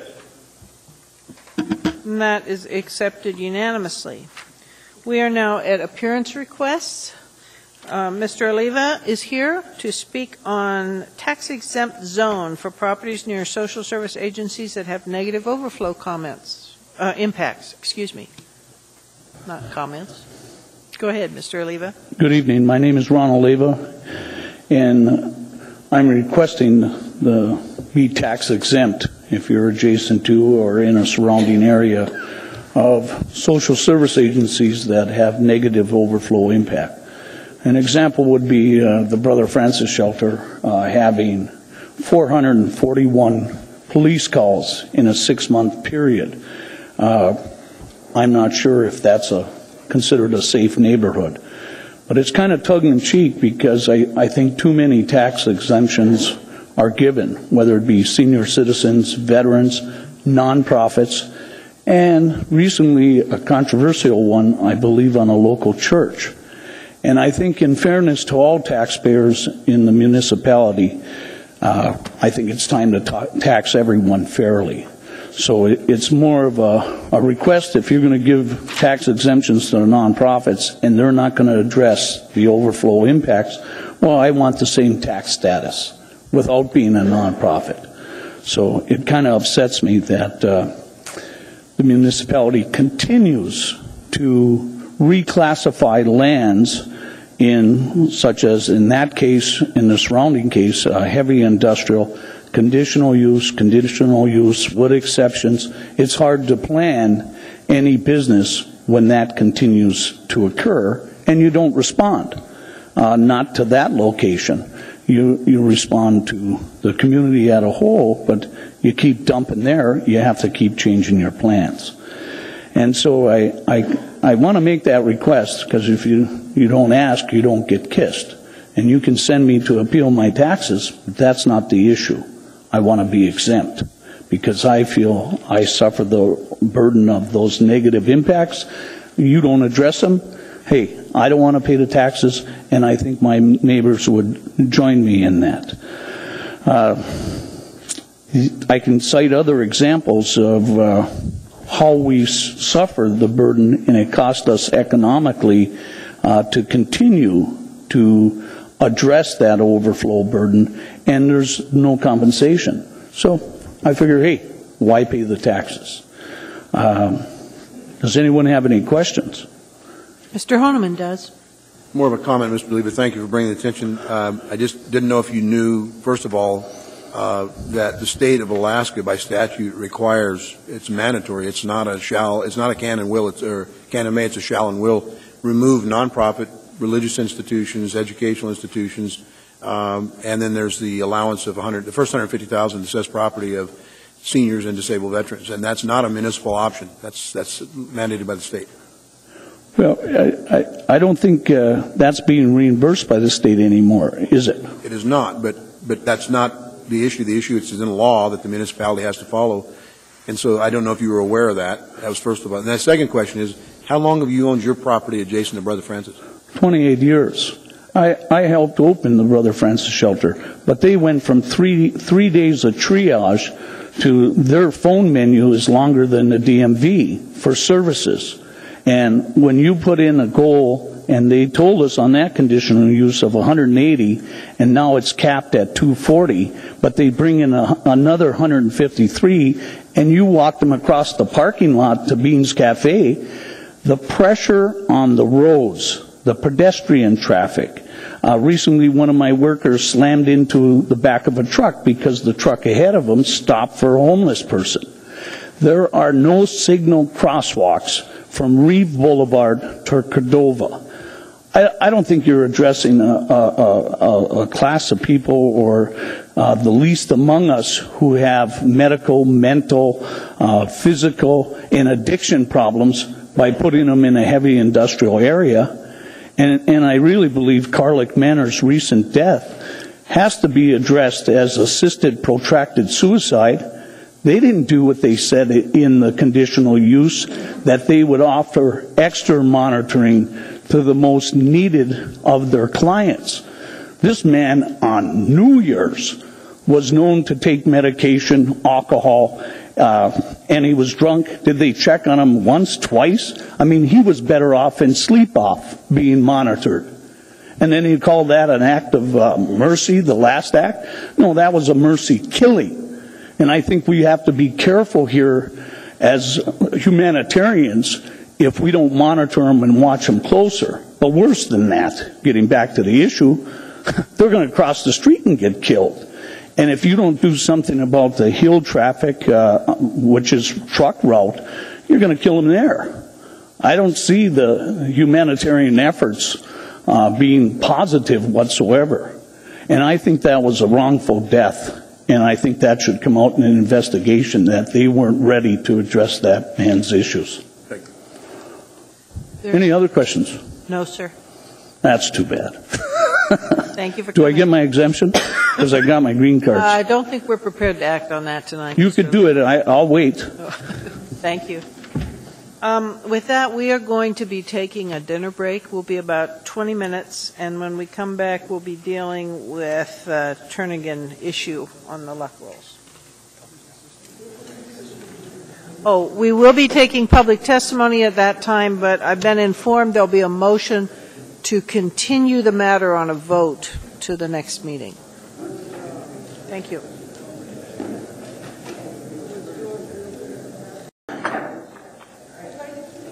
I'd like to call this meeting back into session and note that we are now at 13A on our agenda.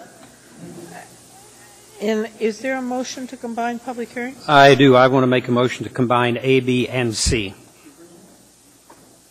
Hit your screen, would you? Is there a second? Is there a Mr. Flynn? Do we combine the item from the consent agenda as well? Well, it doesn't need a public hearing, Mr.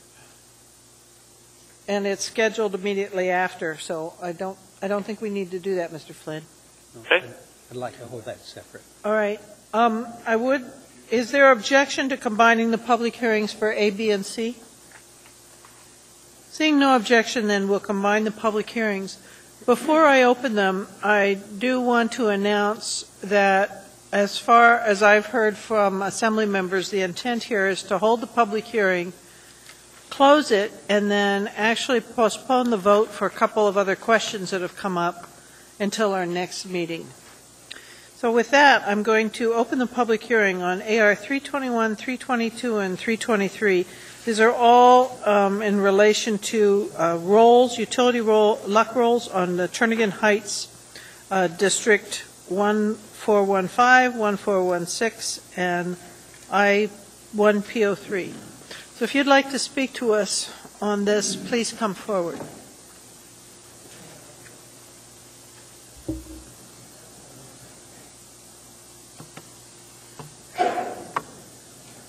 Hello, my name is Matt Fink, and I'm here to ask you to extend the public hearing for 2 weeks. And the reason I'm doing that is there's a large group of us that are very concerned about this assessment.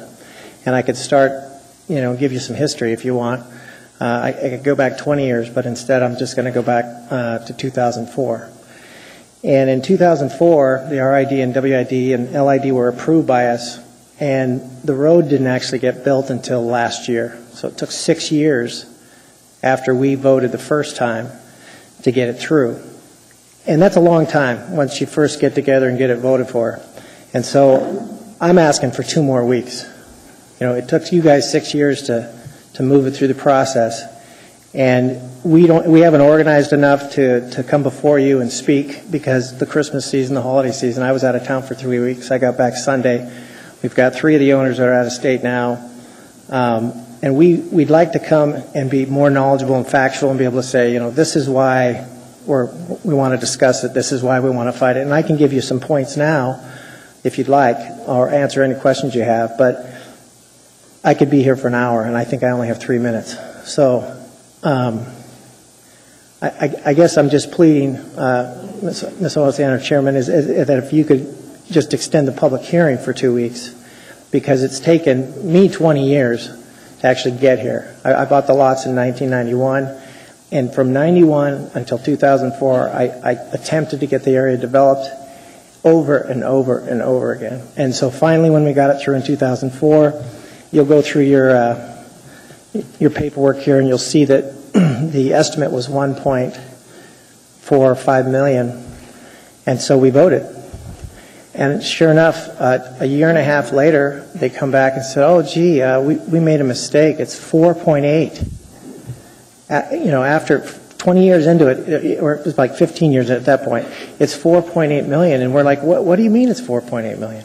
Well, that's what it is. And so we get together and we go, "Look, if we don't try to get this thing as a unit together, it's not going to happen." So we voted on it. And we said, okay, but we're going to be involved in the bidding process. They said, oh, absolutely. Okay, you're going to let us keep us in the loop on everything. Oh, yeah, you're going to be involved. And then when the time came for them to bid it, which was supposed to be February, it didn't happen. And then in June, they sent the bid out.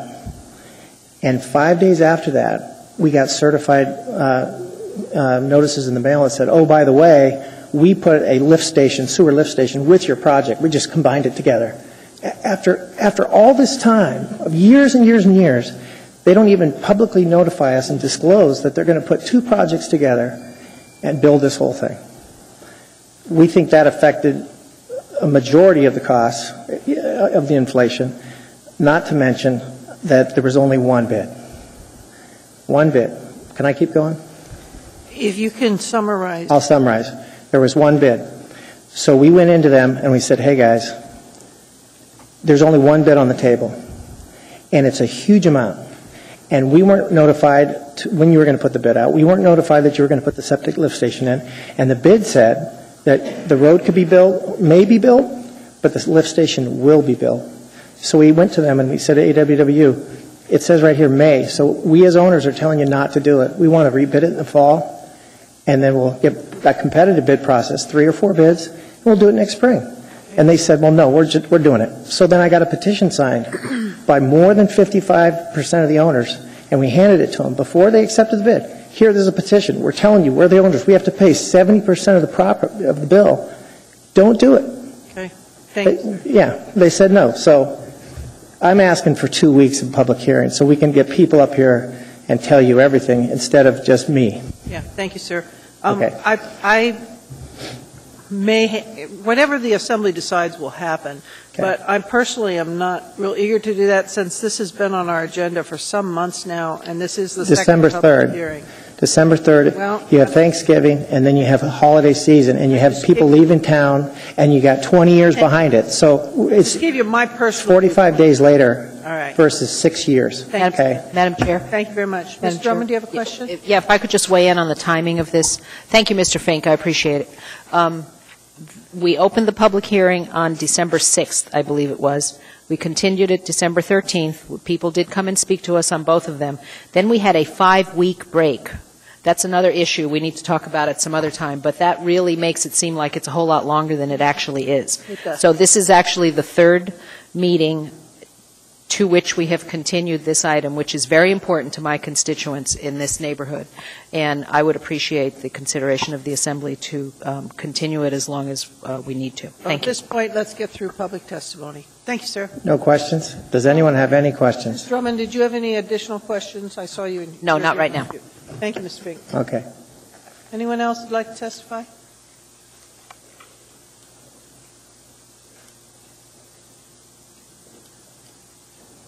Hello, I'm Alex Grumman, and actually I was on the previous item that was delayed until this, it was combined with this earlier stage of the Assembly meeting. And that was, I think it was 9D29 originally. And we had gone through, our particular issue was just regarding our lot was assessed as 2 separate lots, and we went through a protracted negotiation with some members of the Assembly and parts of the municipality, and we had this agreement that I think was actually drafted by the city attorney. And I think it actually was a pretty good compromise and got all the items addressed.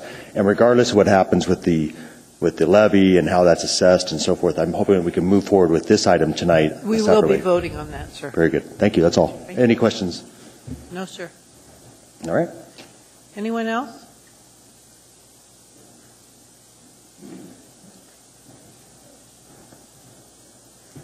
Hi there.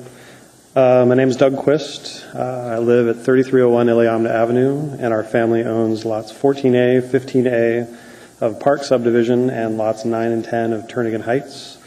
We're the only existing homeowners within the RID-LID per se, with the exception of the other end.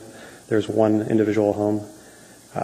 Our homes, basically lots 9 and 10 comprise our backyard, and at the last Assembly meeting we distributed 8-page letter to you all kind of explaining our replat process. And essentially what it comes down to is the RID, LID, WID that you have before you tonight leaves us with effectively a lien in excess of $480,000 to maintain our backyard.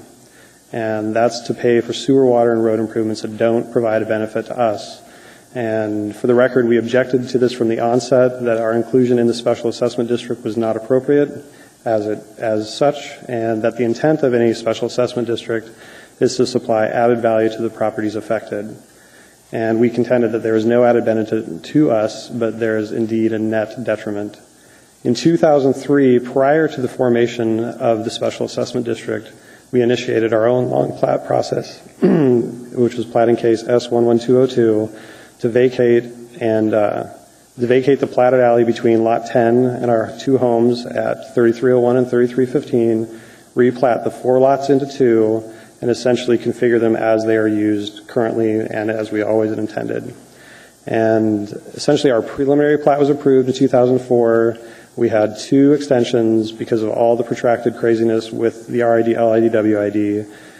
And in the summer of 2007, we had all of the blue sheets signed off with the exception of the conditions that were specific to AO 7884. Howard Holton had agreed to sign those off. We spoke with Howard. We brought it to Howard. We left it with Howard. Howard died, unfortunately, in the airplane accident. Then we called back to the office, asked where our blue sheet is. The blue sheet was nowhere to be found. We were then informed that we didn't have enough time to start a new blue sheet, and that even if we got all the signatures again, that we wouldn't be allowed to get it through survey in time to get our final plat recorded. So essentially, we're really stuck in a little crazy place here, and we are unique amongst all the property owners. And we just today became aware of the Assembly Memorandum for the Drummonds this afternoon, and we agree with that. It's fine. And what we ask you is that essentially we want you to defer your decision on this topic until we have an opportunity to do the exact same thing, to treat us the exact same way that the Drummonds have been treated with respect to our individual situation. And essentially we want the ability to replat what we had always intended, finish the replat, and it can have every condition on it that says you cannot replat again, but we end up having our assessments deferred. Because basically what happens is you have individual homeowners, two of which are my parents who live right next door to us, who we have lived there since 1984, and we have a backyard we spent our lives building, and now we're faced with a bill of $500,000. So. Anything else, sir? You're done? Basically, again, we just simply ask that you defer voting on this tonight. Thank you. And allow us the same opportunity as the Drummonds. Thank you very much. Madam Chair. Mr. Trombley? I have a question, sir. Am I to understand this correctly, that the water and sewer improvements that are proposed here is something that you don't want, and that the community or the subdivision and the people involved by a majority do not want?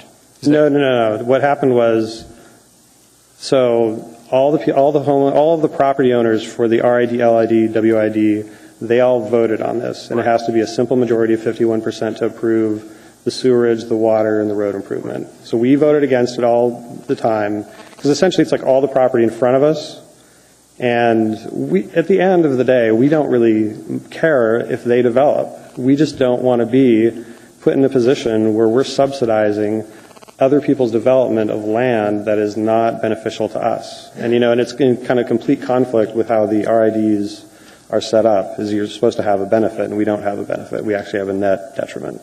Okay, I understand. Thank you. Okay. Ms. Drummond? Thank you, Madam Chair. Thanks for coming, Doug. I visited this property yesterday, and I wish I could have seen it in the summertime, because it is a real issue. Doug, can you tell me if that 20-foot alley that is parallel to Iliamna, that's directly behind your homes, was that platted back in the day before the earthquake? So if you look in the packets that you have, there's a couple figures there, and there's one that shows the current configuration of our lots. Yeah, you have it right there. And it shows where the 20-foot alleyway is currently platted, and that was pre-1964 earthquake. So that remained on the books all these years from the earthquake, but there is no alley there. And it is physically impossible to put the alleyway in there, because there is greater than a 10-foot vertical drop from the south to the north along the 20-foot width of the alleyway.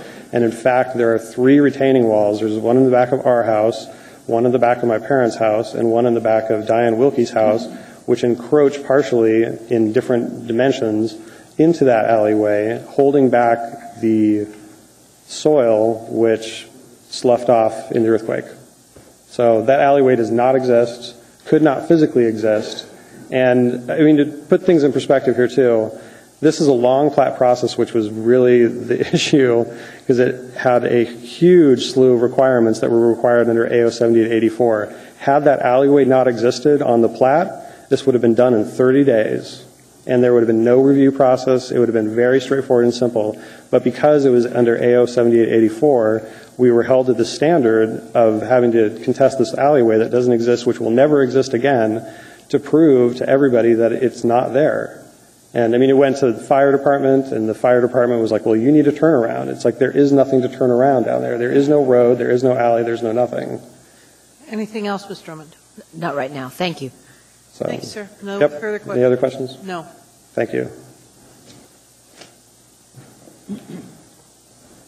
Good evening. My name is John Zazada. I also live at 3301 Iliamna Avenue, next to Bob and Maxine Quist. Just wanted to reiterate on behalf of our family our request that consideration of AR 321 to 323 be continued, so in our particular case that we can work with PM&E and AWWU to formally request that we be allowed to complete our replat that Doug described, and also to be treated the same as our neighbors, the Drummonds, and seek a formal amendment to the resolution to limit our ability to develop our lot that's exposed to the water, sewer, and road assessments, and defer our assessment. I guess, when we received our assessment notices in October, we assembled all of our documentation, submitted our letter requesting the ability to complete our replat, but at that time we were shaking our heads. We couldn't figure out what the right process was to proceed with seeking to defer the assessments. And again, when we found today that the Drummonds had figured out a way, we decided that we'd better be here tonight to make that request as well. Again, this has been going on for us since 2003, and we request the Assembly's support in making these actions so that we can help retain Bob and Maxine's backyard. Thank you. Thank you. Ms. Gray-Jackson has a question. Thank you, Madam Chair. Thank you for coming out this evening. So for all three of the improvement districts, your costs are going to be $480,000? In that range, yes. In that range. And if you're allowed to replat, that's going to bring the cost down, correct? Or what's the significance? We think if I understand right, it would defer some of the costs indefinitely because we would be agreeing to never develop the backyard and the lot. Okay, I see. And by how much? So the $480,000. I I'm don't just curious because when I look at that number, it's like overwhelming. Yeah, I don't know how much that would defer, but it would be a start. Okay. Thank you. Thank you, Madam Chair. Thank you very much. Thanks. No further questions. Anyone else?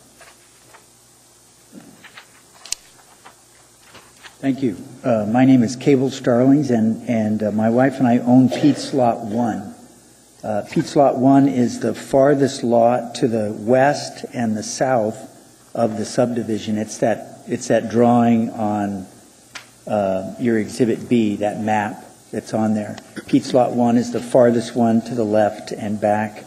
I've got properties behind me and out across the street from me. And what I was concerned about originally when this was proposed to put a road and development in there, I know that there was a bike trail that was running right next to my lot that was going all the way down to the Tony Nose Coastal Trail. And I was asking what was going to happen with that easement for that bike trail that was going down there. And I was told that was belonged to the city and that was over top of Pete's Road that runs down there, and that would be, rediverted through Pete's or Marston Park, and that there would be, no road there, and the road was going to continue. Then came the pump station and the need to get water down to the pump station down there, and that there was going to be a utility road put into the pump station down there.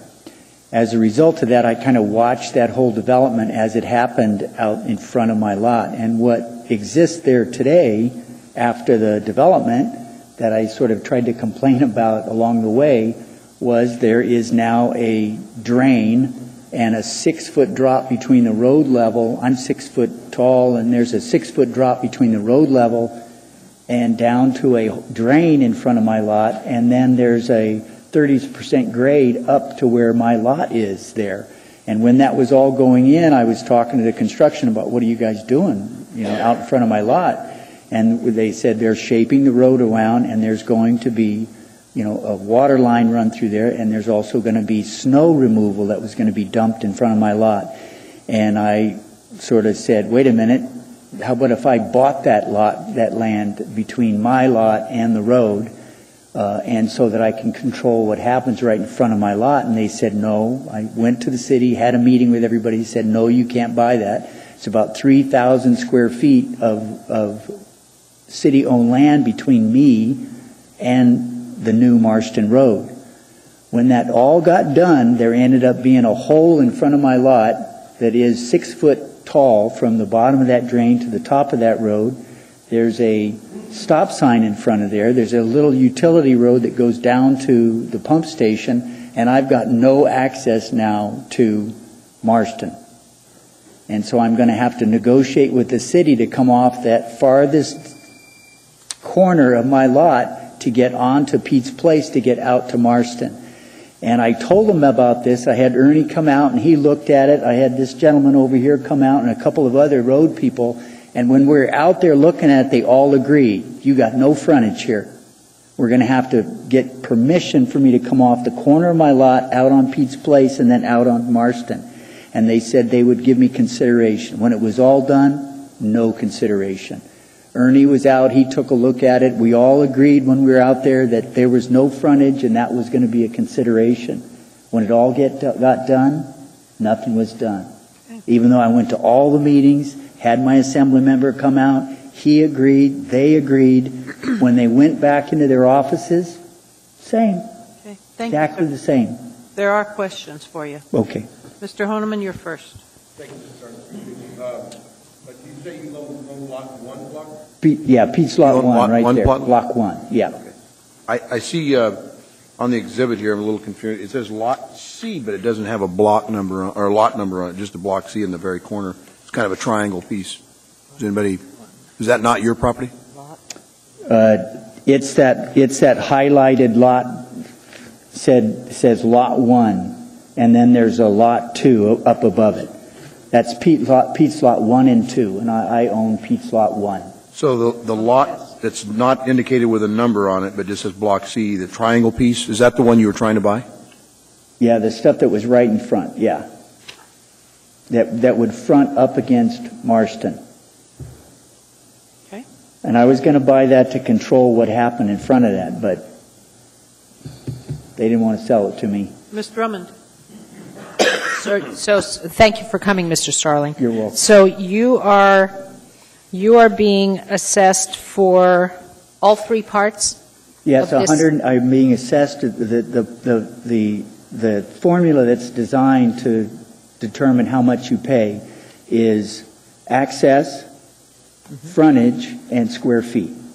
So my lot is the smallest of all of those lots in that subdivision. Okay, and so you're being asked to pay for access, and you're being asked to pay for improvement to the frontage, yet you have no access to it because apparently they've built some kind of ditch in front of your property. Correct. The more I dig into this project, the more it stinks, and it has nothing to do with the sewer lift station either. Thank you. Thank you very much, sir. Okay. Anyone else like to testify?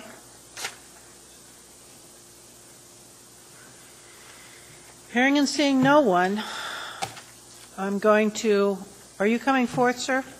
No. I'm going to close the public hearing. The first item before us then is 13A. And Mr.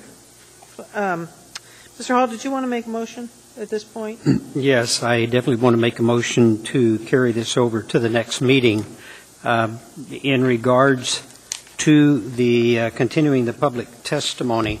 In that motion. All right, now let me make clear understanding of the motion. That would be 13A, B, and C, both? That's correct, all 3. All right, and that was a second from Ms. Drummond. And that's to speak to that. And that's to carry action over to the next meeting. All right. Is there any discussion on that? Is there any objection to that? Hearing no objection, then that's what we'll do. I would encourage you folks you have very diligent representatives, and I know they've been working hard on this. I would really encourage you to have conversations with them because you'll now have another couple weeks until the 31st. So with that, we move on. The next item before us is, the carried over item that was redone. 9 Delta. Correct. I don't have it. Can I borrow yours a minute to read it? Thank you. Madam Chair, when we moved that, did we change that to 13D? Yes, we did, sir. Okay.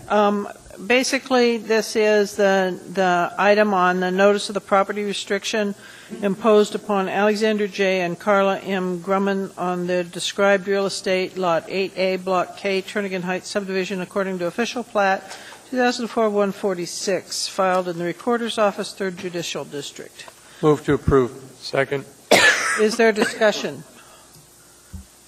Is there objection? Hearing and seeing none, that item was approved unanimously. The next item before us is 14A.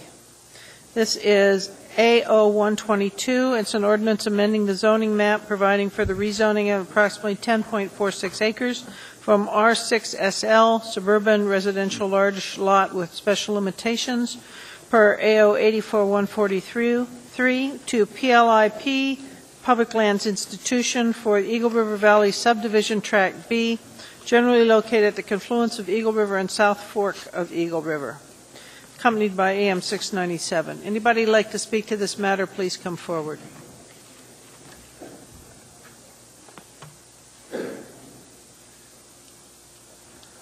Hi there. My name is Joe Bear. You probably thought this would be an easy one. Everyone wants a park.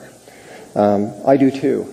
The reason I'm here is because my father homesteaded land just across the South Fork from the park 50 years ago, and we do have an interest in the area, and I hope you'll give me maybe a little more than 3 minutes. My hope was to do all of this. I didn't really want to be here tonight.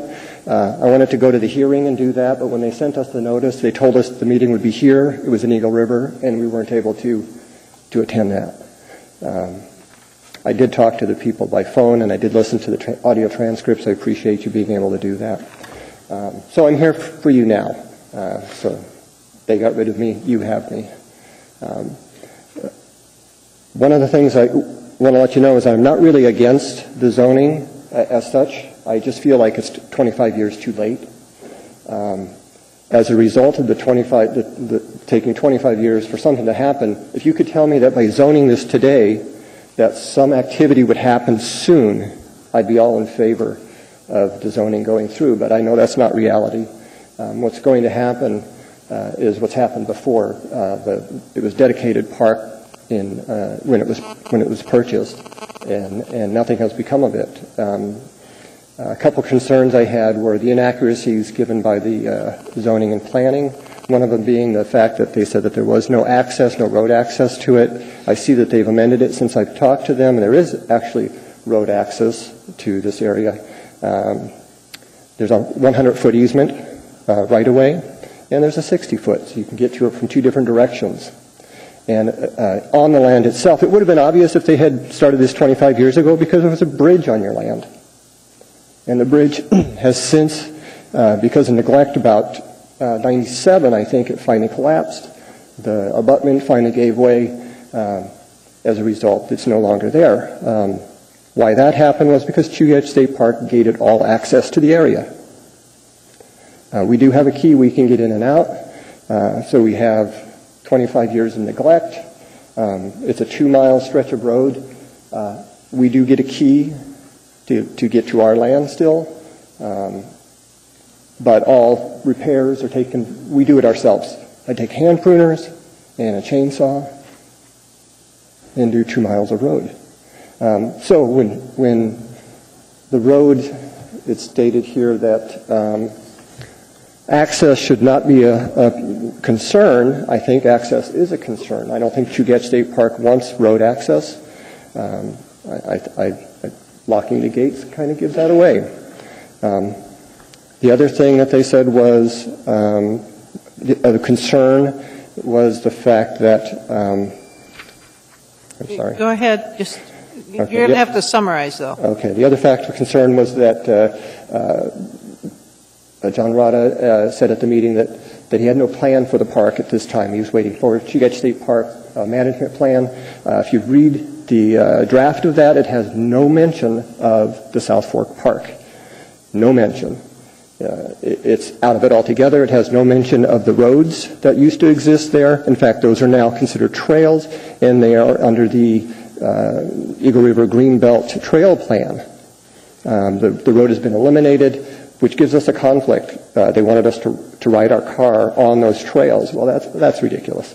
So you're going to have So what I'm asking you to do is you could dot the I's and cross the T's and pass this the way it is, and forget about it for another 25 years and nothing happened down there. But what I'd like you to do is to send it back to planning and tell them to get their act together, meet with Chugach State Park, find out who has authority over these roads. I think I know who it is. It's very apparent if you read the plats and so forth. They need to get together with Chugach State Park. They need to get together with the community councils. They need to get together with Eklutna Inc. and the other homeowners in the area and find out how to develop the area. If you just dot the I's and cross the T's, your park will not be developed for another 25 to 50 years. Probably. Thank you, sir. Thank you. Sorry, your time. Any questions? No. There appear to be none at this point. Okay. Is there anyone else who'd like to testify? Hearing and seeing no one? Public hearing is closed. Move to approve. And that's been seconded by Mr. Starr. Mr. Trombley, you're first in queue. Sure. The only question I have is if we're going to move this into parkland, under the summary economic effects, it shows that there is no economic effect. But if this is becoming designated parkland, it seems to me that there would be some type of economic effect to that. Maintenance, upkeep, possibly in the future. Is there? Am I off base on that? Anyone? Administration? Mr. Kalis, should we ask Mr. Rada to? Yes, please.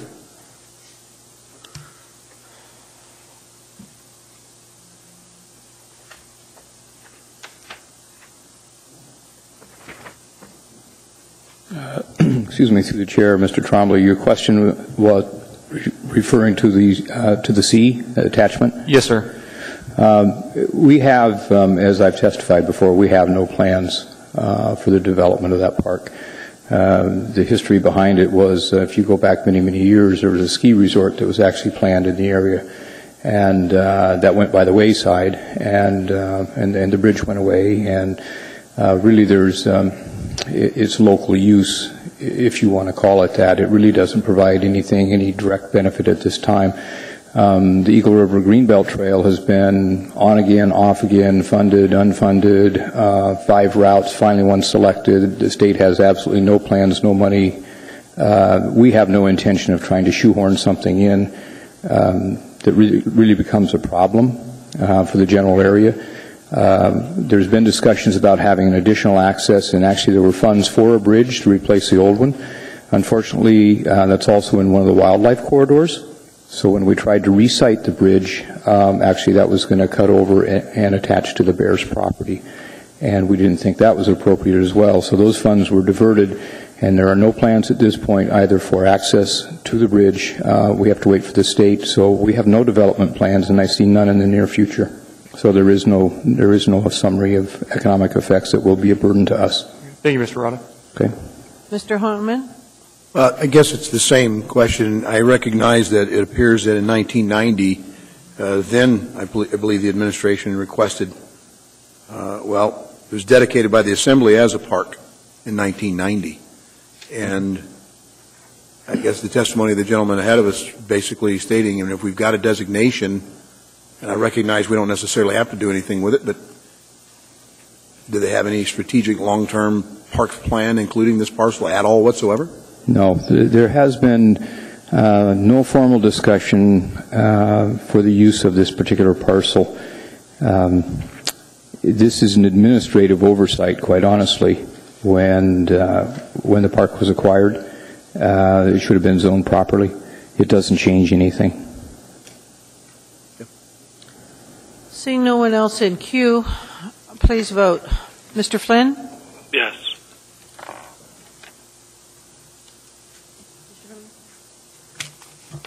That passes unanimously.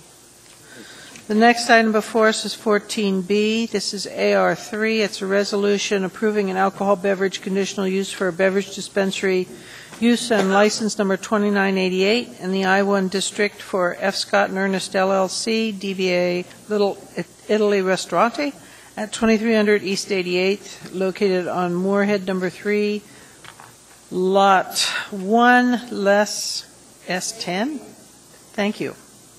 Anybody like to speak to us on this matter, please come forward.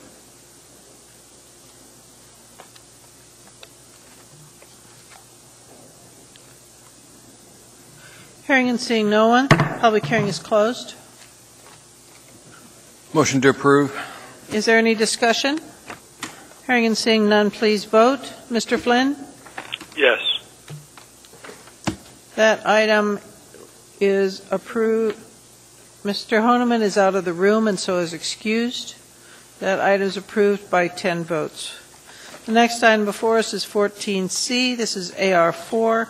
That's a resolution approving an alcohol beverage conditional use for a package store and license number 5111 in the B3 District for Waive reading. Incorporated. La Bodega. I'm glad you have to pronounce that. Yeah. That's on Benson. Anybody like to speak to us on this matter? Hearing and seeing no one, public hearing is closed. Move approval. Is there any discussion? Please vote. Mr. Flynn? Yes. That item is approved by 10 votes. Mr. Honeman is out of the room and so excused. Item 14D. This is AO 123. It's an ordinance authorizing lease of office space in the John Thomas Building. Anybody like to speak to us on this matter? Please come forward.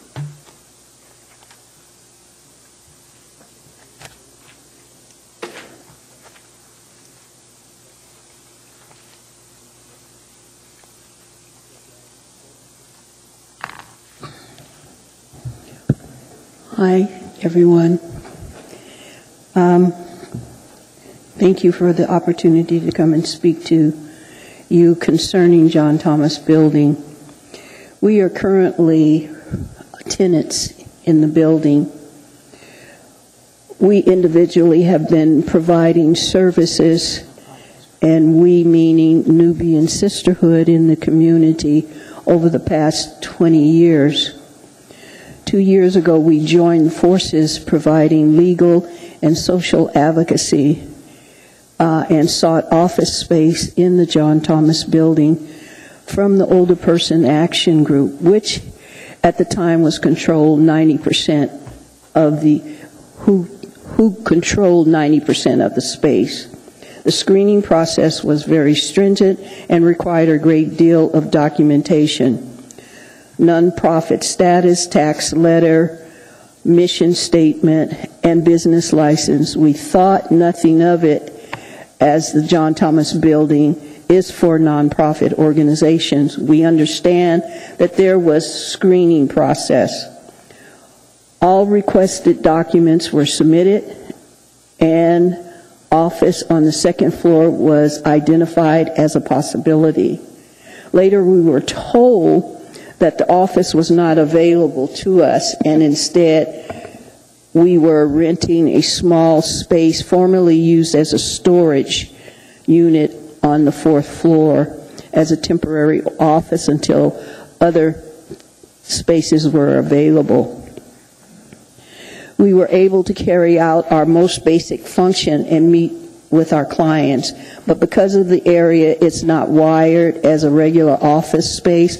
We have no communication ability, internet, or proper ventilation. In the year that we have been providing community service from our closet, we have found very few, if any, other building tenants had to go through the same process that we did. Some are not even nonprofit organizations. We recently became aware of this. Several spaces that are available now, when we inquired about the space, we were told that we could move in. However, when we asked to move a move-in date, we were asked for additional paperwork in the form of business plan.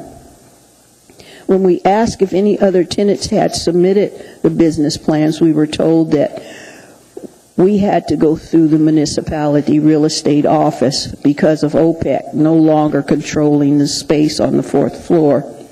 When we called the municipality, we were told some controlled the floor and that we had to deal with them. I just have another paragraph. Go ahead, ma'am. We have been in this alternative space for over a year, and there are those of us that are ill physically, in health, and improper ventilation is a problem. We were told that we could have the space we asked for and expanded our services accordingly. Now OPEC has put someone in the space, although they say they don't own it any longer, but they are controlling it.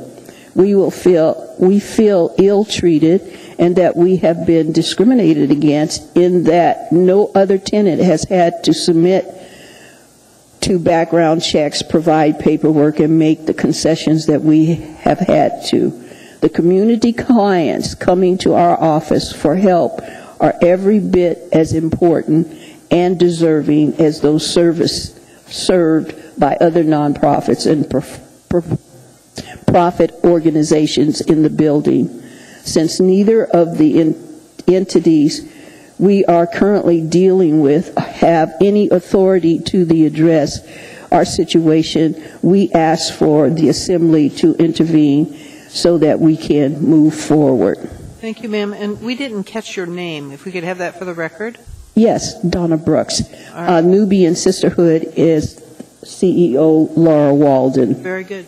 Mr. Vacalis, who is the appropriate person to deal with that concern about equity on access? Ms. Oswald. Okay. Tammy Oswald from Real Estate Services, and she's here this evening. Oh. She's in the back, Debbie. All right. There may be questions for you on this one, Ms. Oswald. Thank you, ma'am. Nothing else at this point. It may come up in discussion, though. All right. Is there anyone else who'd like to speak to us on this matter? Hearing and seeing no one, the public hearing is closed. Move approval. All right. That item is before us. Ms. Gray-Jackson. Thank you, Madam Chair. I worked with Tammy Oswald and some tenants in the building when the lease issue came up, and everything was fine, but this is the first that I'm hearing about any of this, and so I really would appreciate hearing a response from Ms. Oswald. Thank you, Madam Chair. Ms. Vacalis, Ms. Oswald, could you respond? Through the chair. The Older Person Action Group does currently control the space that the Nubian Sisterhood is currently in. Nubian Sisterhood called me and asked me if they could, lease that space directly from the municipality. And to this date, I do not have a release letter from Older Person Action Group. So currently I cannot lease a piece, I can't lease that property to them because I'm already in a lease with Older Person Action Group. You want to pursue? Thank you, Madam Chair. Actually, I'm trying to think of what the next step is, frankly. Ms. Oswald, is it possible to make a call or a contact with Older Persons Action Group to just ask them about the situation? Yes, I have had contact with them, and they say they're going to be getting me a letter. So as soon as they get a letter to me, and tell me, because I don't know what space they're going to be releasing. Okay. Or what square footage is. All right. Mr. Starr? I don't think so. No. Okay, postpone it. Well, I have two comments. First is a question. Are the current tenants, there's 4 of them on our action item tonight, are they allowed to sublet in that arrangement? With our approval, yes. With yours or ours? I guess we're name specific tonight with the rates that being set, and so, if we're going to allow subletting to that, it seems as if we, as an acting body, sort of lose control of the action item. So that's a further question is, why are you bringing it to us? Solely for the purpose of the rate difference between the 7 and the 25 cents, or are you trying to get us to be specific to the tenant use? What's your priority? To go from the 7 to the 25. Okay, so the tenant base is kind of irrelevant to us. Is that what your observation would be? Correct. And no I mean, it's important, don't get me wrong, it's just a matter of our action is the relief of the less than fair market rents that would potentially be garnished in that. So in the way the action item is written tonight, Mr. Vikalis, perhaps you signed off on some of this, is why is it specific to tenant? Because under the original agreement, way back when, this was, I believe, a CDBG or a HUD property, and there was covenants that was placed on the property as far as the makeup of the tenants and the qualifications to put the tenants in there. Mm-hmm. So way back when, there was leases basically consummated with the tenants, with those 4 tenants, with all of the provisions and the requirements of the contract, to also include making sure that we were in compliance with the covenants on HUD, by HUD. So this is no different than some of the other properties that we have. We have an arrangements with tenants, and basically tenants acknowledge what their requirements are. In this particular case, we took a look at the operating costs of the building and what was actually being charged to the tenants, recognizing that every tenant has a different amount of square footage of the building. And we were not even coming close to covering the maintenance and operation costs. So when we looked at what we were charging, which I think, Tammy, was what, 7 cents? 7 cents a square foot, we decided that a more appropriate amount, which is still way, way below market, was 25 cents a square foot. And what that does is helps us better recoup the cost that we're putting into the old building, maintenance-wise. So that's what's before you right now, is consummating that increase.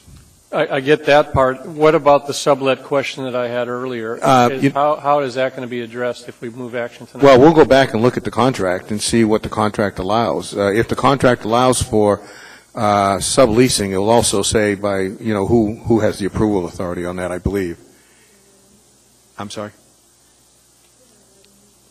Okay, so there's a new contract that will be written once this is consummated. We have to write a new contract anyway to capture the new costs. Yeah, I gathered that. I guess I'd be cautious on the subletting requirement if in fact it doesn't work for the building. We don't want people over-occupying the facilities. So we'll address that when we get it. We'll look at it. Well, I'd like to give you authorization to do that. Is there a reason that we have to approve this tonight besides just getting on with business? Is that?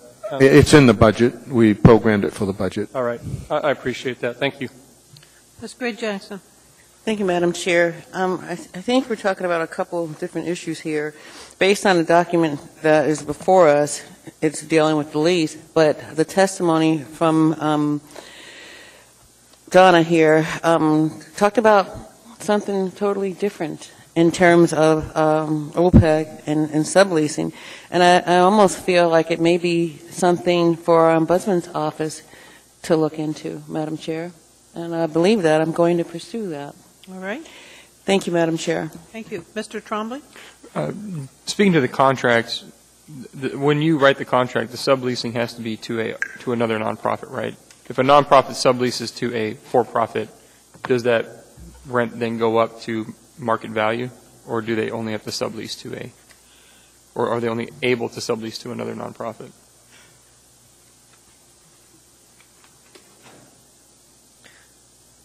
I think we might. Well, if you don't have the answer, that's fine. I would just. I'll answer the question. The intent of the original agreement with HUD was basically that it would be for nonprofits. Even subleasing. Nonprofits in the building. Okay. Thank you, George.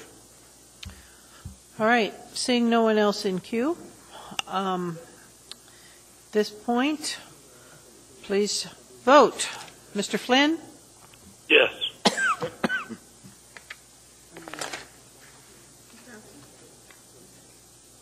Is that everybody? Do you want to vote on this, Ms. Johnson? You want to vote? Okay.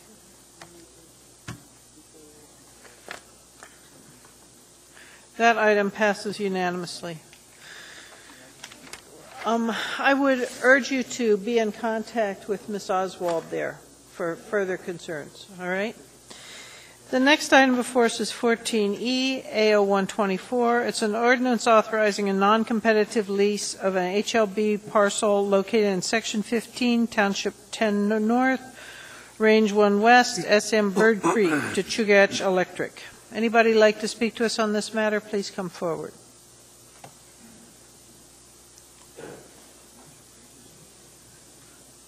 Hearing and seeing no one, public hearing is closed. Move approval. Second. Is there any discussion? Seeing none, please vote. Mr. Flynn? Yes.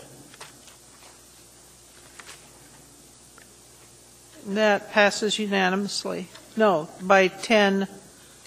Miss Gray Jackson is excused.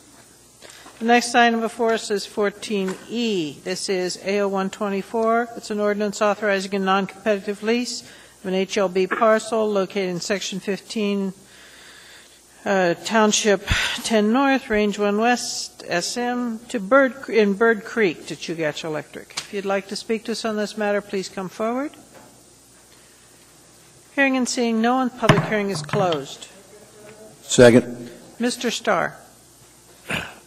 Mr. Vacalis, does this, by giving GCI this, do they get to give it to somebody else, or what's your, how do we maintain control of this whole thing with access and all the other things? Because I'm fine up until I look at the map. When you look at the map, it's right through a large chunk of property, so I'm worried that GCI could transfer the rights. The lease is for a specific purpose, and I'll let Ms. Oswald address that. Through the chair, no sublease for additional telecommunication uses without HLB's approval will be allowed.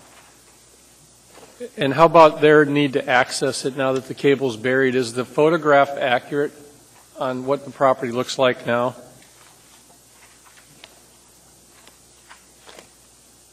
My challenge is that it's so close to the Seward Highway as it comes through there. I'm just not overly familiar with it, and I'm wondering, is it? Yes, it should be accurate. It looks just like that? Yeah. So, no. Can they keep people off of it? Probably no more than they can on, anybody can on any one of the other easement leases that they have. I don't know if I read the right. In other words, I suppose if they were standing there and stopping people, but I don't think we have none right now that I know of, other than maybe a couple of natural gas lines where they actually have restricted access. I don't want to bring too much of it, but I'm one who's lived through the Baldy access, no trespassing signs, and I suspect if I know where this is, there's a walking trail and a heavy access point to the property up above it. So if it's actually for a non-exclusive easement. So explain that to me. That's non-exclusive, meaning they can't exclude people. No. If you want to bike up there or hike up there, they can't keep you off. Correct. And that's why I said that we do have a few where it's just the opposite. All right. But that's not one of them. I agree with that. Thank you. Appreciate that time. All right. At this point, then, let's vote. All right. I'm a little bit unclear. Okay, but E is on the board now. So, okay. I apologize. I lost track here. I think I just read F. You actually read E, Madam. Thank you, Mr. That's what got me. I think I read E twice. All right. And we voted on E. All right. I want to make sure everybody knows we're now talking about 125. This is disposal of the easement in Indian to GCI. That's the thing we're on right now. Thank you, Mr. Honeman. I thought I did that, but I wasn't quite sure. I apologize. I goofed up there, Mr. Stone. All right, but everybody's clear where we are now. All right, except me, but I'm clear now. All right. Is there any further discussion? Seeing none, please vote. Mr. Flynn? Yes. All right. And that is approved unanimously. My apologies. All right, we're now at 14G. This is AR 330. It's a resolution appropriating $840,138 of FHWA. Okay, this is basically for AMATs. Anybody like to speak to us on this matter, please come forward. Hearing and seeing no one, the public hearing is closed. Second. Is there discussion? Mr. Starr. Mr. Flynn, what's your take on this? Are we appropriating the money in the right categories? Mr. Starr, the answer to the question is yes. I know you have the item in front of you. What's the $113,000 for professional services for? Specifically, I can't answer that. Mr. Lyon.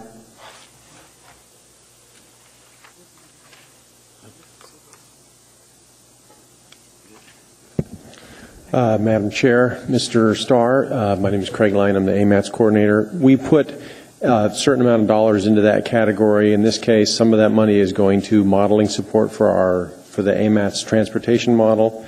We also have some contractual monies going to our contractor for the Metropolitan Transportation Plan update. So those are the two main portions. It's John Spring in this case, who is our contractor. Have we let that contract go already? Yes. How much is it? If I remember correctly, that dollar amount was about $58,000. It was, yeah. I just looked at $113,000 set aside on professional services. Do you get paid out of that fee? No. There's a larger chunk in there. It says $500 and some odd $1,000 for all of our staff time there. All of my 3 other transportation planners and myself. Okay, it's just, we got an $840,000 grant and $500,000 is actually getting to planning, so I suppose that the professional services definition is for planning as well, but I suppose if Patrick says it's okay. That's all. Thank you. Thank you. Seeing no one else in queue. Madam Chair? Mr. Flynn. Sorry. Thank you. Go ahead. Mr. Starr raises a very reasonable point, and I would suggest that as the MTP update is coming to the Assembly shortly, we should all be well advised to take a close look because, unfortunately, due to the constrained time frame, I would submit that while we are getting good services from the professional services providers, they're operating under a very tight time frame, and as a consequence, I would suggest that perhaps some of the work is not as good as it could be if we had more time.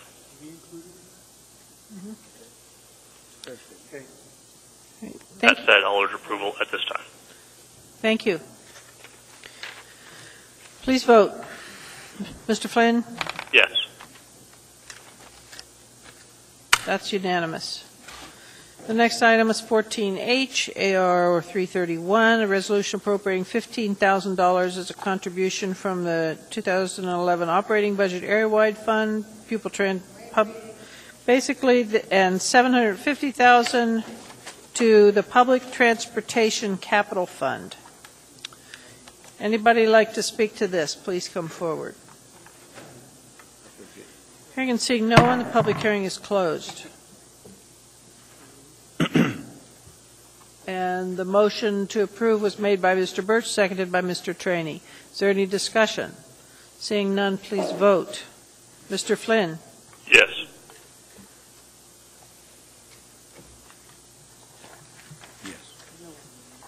That item is approved unanimously. The next item before us is AR 339. This is a resolution appropriating when tendered a grant funded by a TORA agreement for $435,920 from the state of Alaska for the Municipal Share Ride Program. Anybody like to speak to us on this matter? Please come forward. Hearing and seeing no one, the public hearing is closed. Move to approve. Second. Mr. Starr. Mr. Vacalis, who actually dispatches this? Is this through our transportation department? Or That's correct. I've asked this question before. From my understanding, the program is completely full to the brim. Why do we have to advertise it?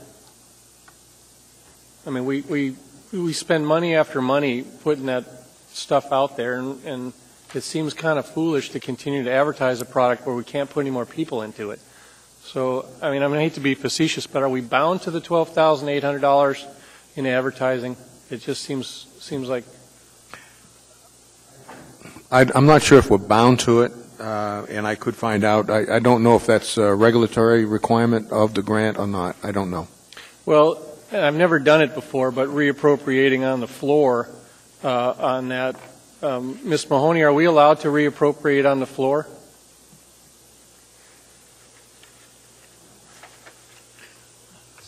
I don't know. I mean, I don't see why I can't take the $12,984 and take it out.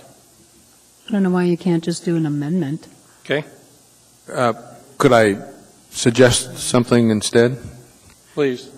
Since you raised the question, would it not be appropriate for us to go ahead and get you an answer and then take this up on the 31st? Well, I'd like to. You know, there's a lot of different reasons for it. I mean, I'm on the Anchorage Assembly, and I've seen the commercials that are targeted to markets outside of Anchorage, and I understand how the co-shared arrangement works, and we manage the program and all the other stuff, but I don't want to be disingenuous to the folks. I can't get people from Eagle River on the buses, on the vans. I can't get any bought from my community, and I'm spending $12,984 of grant money to advertise the people in Wasilla.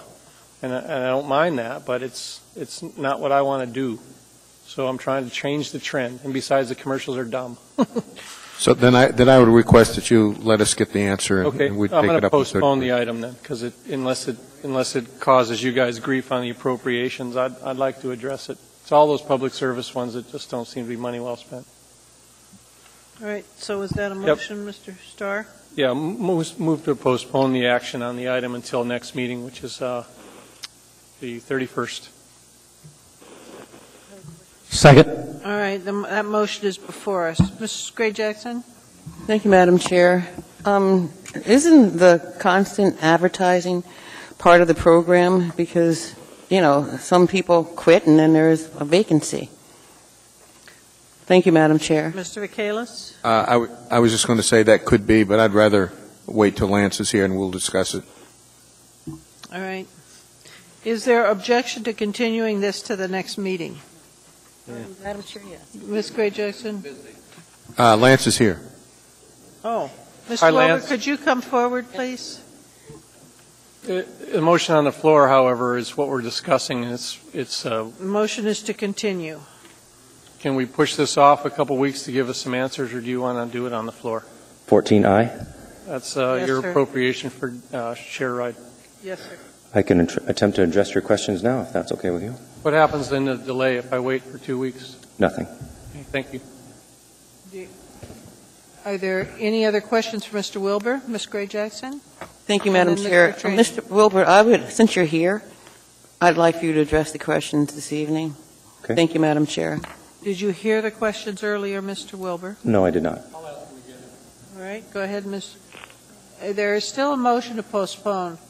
I'm going to I'm going to give this fairly wide credence because the answer to the question is applicable and applies to the decision to postpone. So in this case, go ahead and we're going to say it's germane. Ask your question. Are we bound to the $12,984 of advertising expense? The condition of the grant? No, we're not bound to that exact amount. That's an estimate based on previous expenditures. Why do we advertise the program if it's full? Why do we have a... Why do we advertise the program if it's completely full and nobody else can get into it?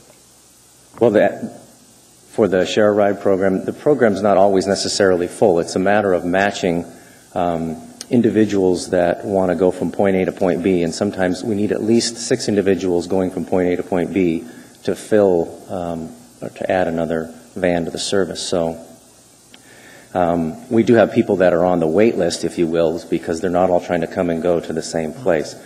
We continue to advertise the van pool program to encourage people to join so that we can have more people in the pool so we can provide more opportunities for match to put more vans on the street.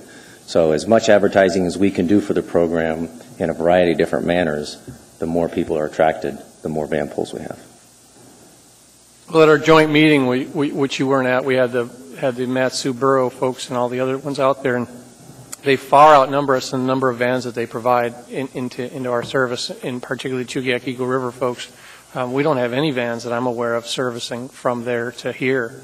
Why is that, and how is that determined? So and again, I see ads in my newspaper in my area in particular advertising a service which we don't offer.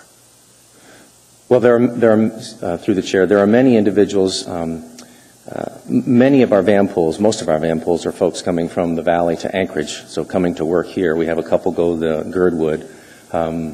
As far as van pool from the Eagle River area to destinations either on base or downtown, it's just a combination of getting those 6 individuals that are willing to go from Eagle River to that location.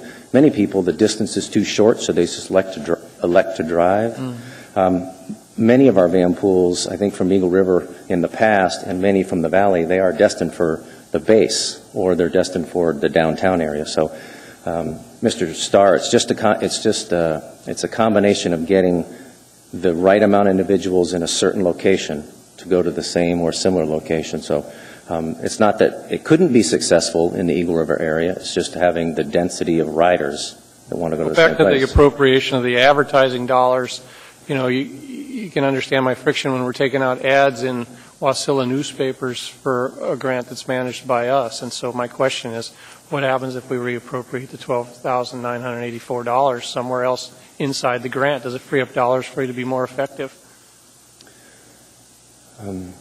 I think the advertising campaign we have right now with the limited dollars we're spending directly on the campaign is very effective. Providing more service, we could put more money into the program, but if we don't advertise to get the riders, we're not going to have the program. And so it's kind of a... Can I ask you the same question about the travel budget? I know you haven't had a chance to look at it, but it's, you got almost $5,000 tied up in travel and lodging. Are you sending somebody back to Washington to solicit that, or why are we spending $5,000 on travel and lodging? And through the chair, I'd have to find exactly where that one was for that case. Okay. Enough said. Lance, you're good at what you do. There's no question. It's just, I'm trying to make sure we really put as much money in the streets as the grant's intended to. So that's why I'm really trying to upset it. I don't like the commercials either. They're just not that good. They're recycled. They're old, and I just would want it to be a little bit more effective. So okay. That's all. Thank you. All right. There is a motion currently on the floor to continue this to the next meeting. So I guess we'll just put that one. Oh, Mr. Starr? All right. I'm going to encourage a no vote on that. All right. Please vote on continuing to the next meeting. Mr. Flynn? No. And that motion fails. We're now to the main motion again. Mr. Starr? No, I have nothing to add. Thank you. All right. Please vote. Mr. Flynn? Yes.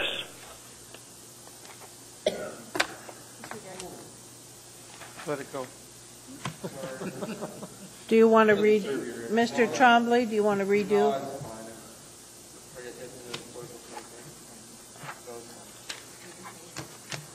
Sure, yes. All right. We'll change that to reflect the unanimous. Thank you. The next item before us is 14J, AR 340. It's a resolution appropriating $2,036,635 of revenue. Waive reading. This is for the Chester Creek at Muldoon Road realignment and channel restoration project. Anyone who'd like to speak to this matter, please come forward. Hearing and seeing no one, the public hearing is closed. That was moved by Mr. Trainee and seconded by Ms. Johnston. Mr. Honeman, you're first. Thank you, Madam Chair. Thank you, Madam Chair. I've been in very many meetings and conversations with the Northeast Community Council and Scenic Foothills, in particular, a group effort with a petition at the same location with the desire to basically create a park. There's also already a parcel behind this property that is designated PLI for park, and I'm referring to the map, and it's would be, I believe, back to track C and a portion perhaps to track B, what they're trying to get. And I believe the removing of this, I guess the moving of the adjustment of this creek is the intent, if I understand the administration, is so that they could have it due for its ability to sail for commercial reasons, commercial purposes. And that's not, and vehemently, that's not the wish of the community council in this area. It just isn't. And they have been lobbying very heavily, their state representatives, for funding to completely purchase that one section there for a Muldoon Park Strip, an area that they believe in the Muldoon area with very little services and recreation. And I do know that there's been some push to rehabilitate and put money in the bonds and secure money for a South Anchorage sports complex. And this is an area that there's very much an interest. And I just don't believe this is an appropriate amount of money. I don't believe it's necessary if they're going to make it park. Okay. Anyone else? Mr. Trombley? Mr. Thompson, I have a question about this. I had spoken to you a while ago, and you probably don't remember. This was probably back during the summertime, and we talked about the creek being moved, and you had mentioned that there's no plans for future development. I remember that. I don't know if you remember that conversation. Do you have any idea about the future of the area? Assemblymember Trombley, this is Ron Thompson, Public Works Director. I don't know exactly the plans for it. I know that the project that this entails, it has to do with flood restoration, trying to move and keep and prevent flooding from going on in that area, and that is why we're moving the creek mainly.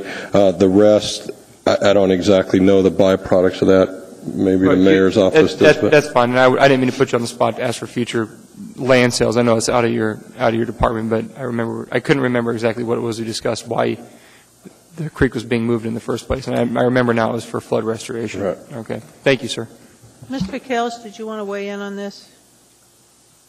Well, it certainly, as Mr. Thompson explained, I mean, that's the reason for what you're dealing with today. What's done with that in the future, is yet to be seen. There certainly has been discussion about different best uses for the front portion of that entire tract. As you remember, that tract, the monies to purchase that was a combination of ML&P funds, HLB funds, and also Parks and Rec funds. And so that entire, from Muldoon Road all the way back, almost to the base, is an entire tract. However, there has been some discussions about the front portion as it borders Muldoon, what's the highest and best use for it. But right now, what's before you is basically to take care of flooding, of future flooding. Okay. Thank you, sir. Seeing no one else in queue, please vote. Mr. Flynn? Yes. That item is approved, 8-3. The next item before us is 14K. This is AR 341. It's a resolution appropriating $1,429,670 from the Department of Military Affairs, $28,594 from the police, to basically for the State Homeland Security Program grant activities out of the Municipal Manager's Office. Anybody like to speak to us on this matter? Hearing and seeing no one, the public hearing is closed. Second. Is there discussion? Seeing none, please vote. Mr. Flynn? Yes.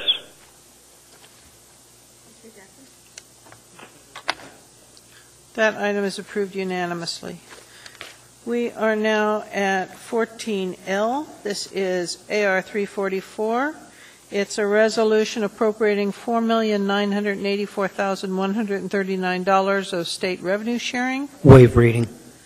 This is basically for implementation of a new financial human resource purchasing, budgeting, and payroll enterprise resource planning system. Anybody like to speak to us on this matter, please come forward. Hearing and seeing no one, the public hearing is closed. Second. Is there discussion? Madam Chair? Mr. Flynn. I know there's been some questions about how the ERP process is coming along. Is this, and I apologize, I should have asked this question earlier, but is this part of that implementation process?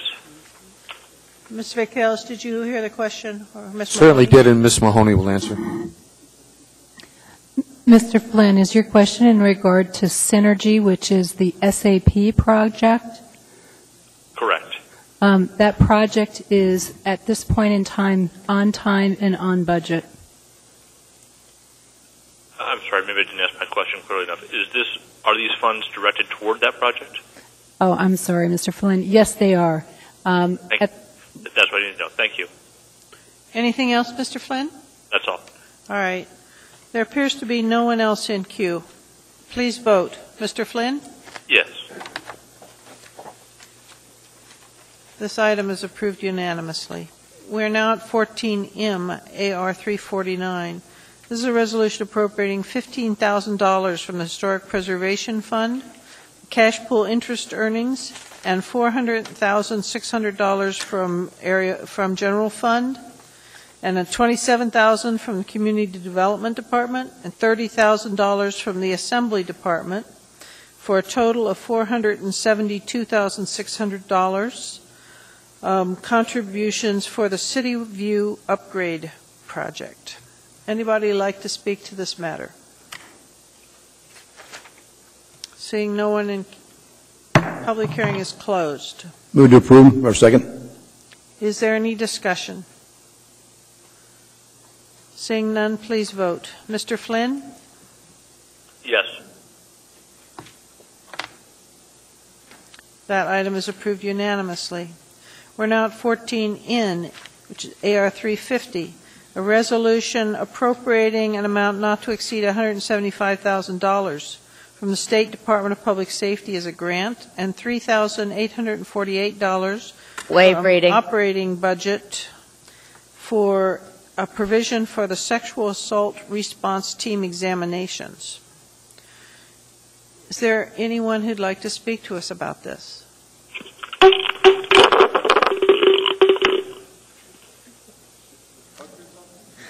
Hearing and seeing no one, the public hearing is closed.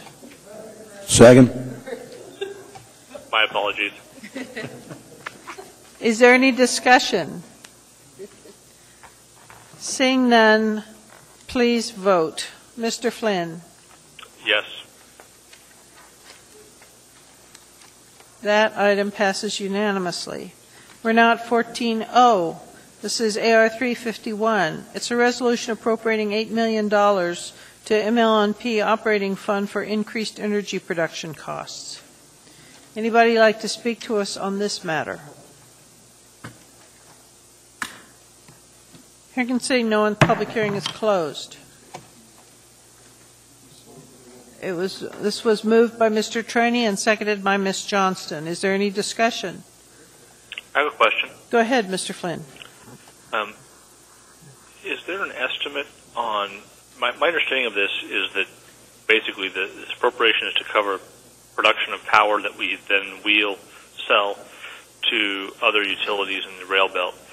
Is there an estimation of how much that will affect, I presume to the good, ratepayers within the MLNP service area? We have a representative from the utility here, sir. Go ahead. Good evening. I'm Rick Miller. I'm the CFO and acting general manager for MLNP. And all the margins or profits from the economy energy sales to Golden Valley up in the North Fairbanks. We sell a little bit to Chugach at times, but the margins, profits all go back to the customers through what's called the COPA, or the quarterly cost of power adjustment. And through November, I would say that's close to $4 million in profits that have actually gone back to our customers. Anything else, Mr. Flynn? Yeah, if Mr. Miller could comment on about what effect that would have on your average kilowatt hour for a residential customer, for example. You're causing him some consternation. I saw the eyes go up to the ceiling. I apologize. Mr. Miller? It would be maybe around a 5% reduction. I mean, I'm looking at our total revenues through November, and they were around $123 million, and these margins were about $4 million. So. Okay. Thank you, Madam Chair. Thank you, sir. Ms. Drummond? Thank you, Mr. Miller. I heard you say you're the CFO and the acting general manager of MLNP. Assistant general manager. I'm sorry. Okay, I thought I saw Mr. Posey around here somewhere tonight. You concern me. That was my mistake. Sorry. I just passed the same question, and You caused a reaction by that. Thank you. I don't have a question on this cost of power production specifically, but I've been getting a lot of updates from constituents that are really interested in knowing when the LED streetlights are going to be put in place and how that will help our utility save money as well as our ratepayers. If we could get a report on that at some point, I sure would appreciate it. And I'm still trying to get rid of that streetlight that's in my front yard.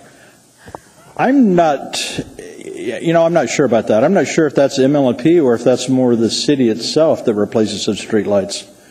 I know there was a project a couple years ago that was coming from general government more. But I can look into that for you. Just a minute, Mr. Miller. I think that there's a response. Mr. Thompson. Mr. Michaelis? The response is that basically the streetlights, Public Works pretty much takes care of that. In some cases, we do work with MLMP in some areas, but it's general government primarily. So you need to talk to Mr. Thompson, I believe. Okay. Thank you. Thank you very much. Thank you. All right. At that point, seeing no one else in queue, please vote. Mr. Flynn? Yes. That was approved unanimously. We're now at 14P. This is AR 352. It's a resolution appropriating $1,700,000 from the Public Works Department. This is basically to purchase replacement vehicles and equipment. If anybody would like to speak to this, please come forward. Hearing and seeing no one, public hearing is closed. Move to approve. Is there any discussion? Seeing none, please vote. Mr. Flynn? Yes.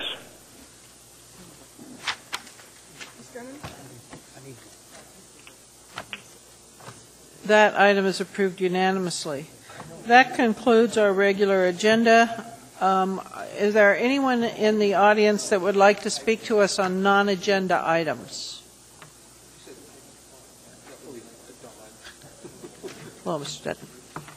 Hello, Dan Dudley. Thank you for this opportunity to continue to document and archive the facts and evidence of the harm to adults, teenagers, and children as young as 3 years of age while using these specific types of power toothbrushes as recommended and directed. This assembly has banned harmful products with names like K2 and Spice, so persons are not able to continue to be harmed by them. This assembly has the facts, evidence, and documentation from a federal agency that allows you to ban these specific types of power toothbrushes so that persons are not able to buy them at retail stores throughout the municipality and continue to accelerate and multiply the harm and damage that can result in exposing the tooth dentin, which is one of the most intense forms of pain adults and children are forced to endure. I have also documented that I've been contacting officials with the Alaska PTA to support the ban of these specific types of power toothbrushes. This state and national organization, whose written purpose, mission, and platform is that the PTA will support legislation and regulations to promote the welfare of children and youth in home, school, community, and place of worship, and to secure adequate laws for the care and protection of children and youth. These officials have not yet responded. As all parents who join the PTA must subscribe to this mission, purpose, and platform, I will now be able to direct PTA members to these recorded and archived meetings, along with the supporting documentation, so they will become aware of these facts, evidence, and issues. I'm beginning to use a PTA Facebook page to post all the correspondences regarding this, which will allow me to communicate with members over the issues of these specific types of power toothbrushes affecting school-age kids. The odds are that some of these parents and teachers may have sons or daughters who may be using these specific types of power toothbrushes and become more personally involved with these PTA officers, the mayor, and assembly members. There is no disputing these suppliers have added pressure sensors to their other power toothbrushes that operate in these motions to warn consumers of using too much pressure and stop these thousands of motions in every minute's use from multiplying and accelerating harmful toothbrush abrasion and the resulting gingivital recession. This again is an example of one designed for children to look like a toy, and it does not have the pressure sensors. The Assembly has recently received research and conclusions from officials from the Division of Public Health, the Alaska Dental Society, and the FDA over some of the issues that have been addressed and included in a draft ordinance to ban these specific types of power toothbrushes. Presented to this Assembly, the Mayor, and the Municipal Attorney. In the supporting agenda documentation presented to the Assembly in the November 22, 2011 meeting, I have included examples of research that companies have attempted to use to defend the safety of their product when facing safety issues or actions. Despite various research sources and conclusion of studies by professional and governmental safety organizations, thousands of products have been recalled or banned, proving that research or conclusions of studies can be invalid or false. Now that the Assembly and Mayor have again been made aware of this, with the remaining time I have, I will now read as much of this response as I can and then continue at the next Assembly meeting. There is no disputing that this gingivital recession can be done manually with a non-powered toothbrush. It has been proven that while using a manual toothbrush with either soft or hard bristles, this toothbrush abrasion can occur. But there will be more damage from the harder bristles. If brushing is done with correct motions and without using too much pressure, the hardness of the bristles would have far less effect on any damage. This Assembly has a document by the FDA that states, however, it is true that overly aggressive brushing with any type of toothbrush may be detrimental to one's health.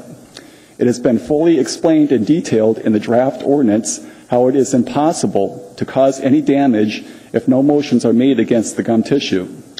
It is then impossible that thousands more of these motions that would push back and away horizontally at the gum tissue will not multiply this damage.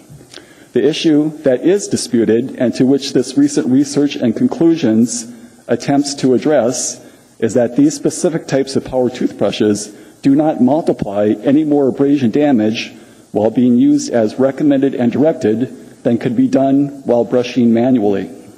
This is proven false by the fact that a spinning, rotating, oscillating operating action would push back and away horizontally during the thousands more motions per minute use than could be done manually. I have given the Assembly relevant... Thank you. Thank you, sir. Ms. Gray-Jackson? Thank you, Madam Chair. Thank you, Mr. Dudley, for coming out again and for all the emails. I asked Diane Engel, the health director, for a response, and she sent it to you and I think she sent it to everybody else. And I guess my question, not necessarily to you, is, this question is to you.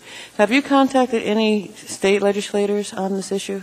Yes, I've spoken to all of our state representatives and senators also on this, every state senator and representative in the country over it. It's an issue that's completely obvious to the average person. They understand it within about less than 45 seconds of describing it. It just does not seem to be as easy for officials who can take action against it to understand it.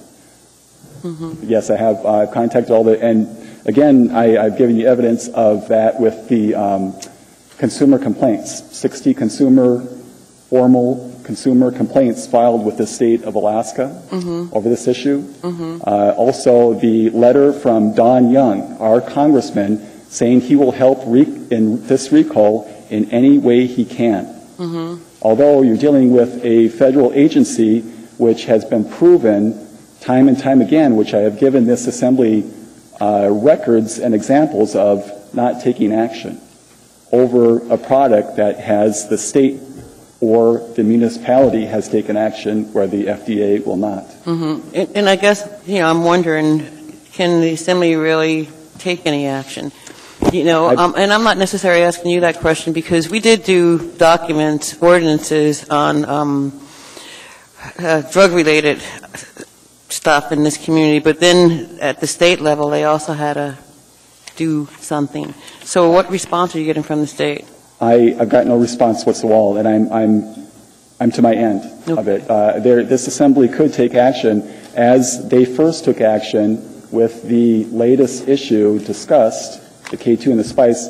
Then the state took action after this body took it first. So you could ban these products using the facts and evidence presented, along with the FDA's giving you documentation. There can be no disputing with these facts of the numbers of motions, and that they have included pressure sensors specifically to prevent this harm and damage. I understand it's a scary issue because it's so big. It is such a huge issue because so many people use these. But I say there can be no recourse against this body because you have the facts and evidence presented to you from these suppliers themselves. Well, thank you again for being here, and I guess we'll see you on the 31st. Thank you, Madam Chair. Mr. Honeman, did you? I'll take my conversation with Dudley offline here. Thank you. Thank you. Thank you very much. Thank you. Is there anyone else who'd like to speak to us on non-agenda items? There appear to be not. Are there any Assembly comments? I have one. Go ahead, Mr. Starr. Mr. Vacalis, I'd been approached some time back, and I know other Assembly members had from the building community, in particular the home builders, asking about third-party review of plans and some outsourced opportunities for that. The reason I put it on the record is I was assured by the mayor that we were going to have sort of a builder's summit or an initiative to bring those folks into the table here. And January's half over. We're coming into a heavy permitting season, and I personally responded back to these folks that we would have solutions. Can you tell me what you have in mind in that category per the mayor's response? Yes, thank you, Mr. Starr. Yes, there will be a summit. A consultant has been acquired to help facilitate it. I just can't remember the dates, I'm sorry. But there's a laundry list of items to go through with the building community. As an aside, building safety, our building official as well as Jerry Weaver have also been meeting with the industry. In fact, they meet with them quite often, and they've been tackling one issue after another. So the summit, is welcomed. It will be interesting to see if there are other items that may come up that we haven't addressed or we aren't aware of to address. But it is going to happen, and like I say, a consultant has been brought on board to do that. Thanks for the answer. Any further? Move adjournment. Second. We are adjourned. Thank you. Motion I made on 13A, B, and C was carried over for action.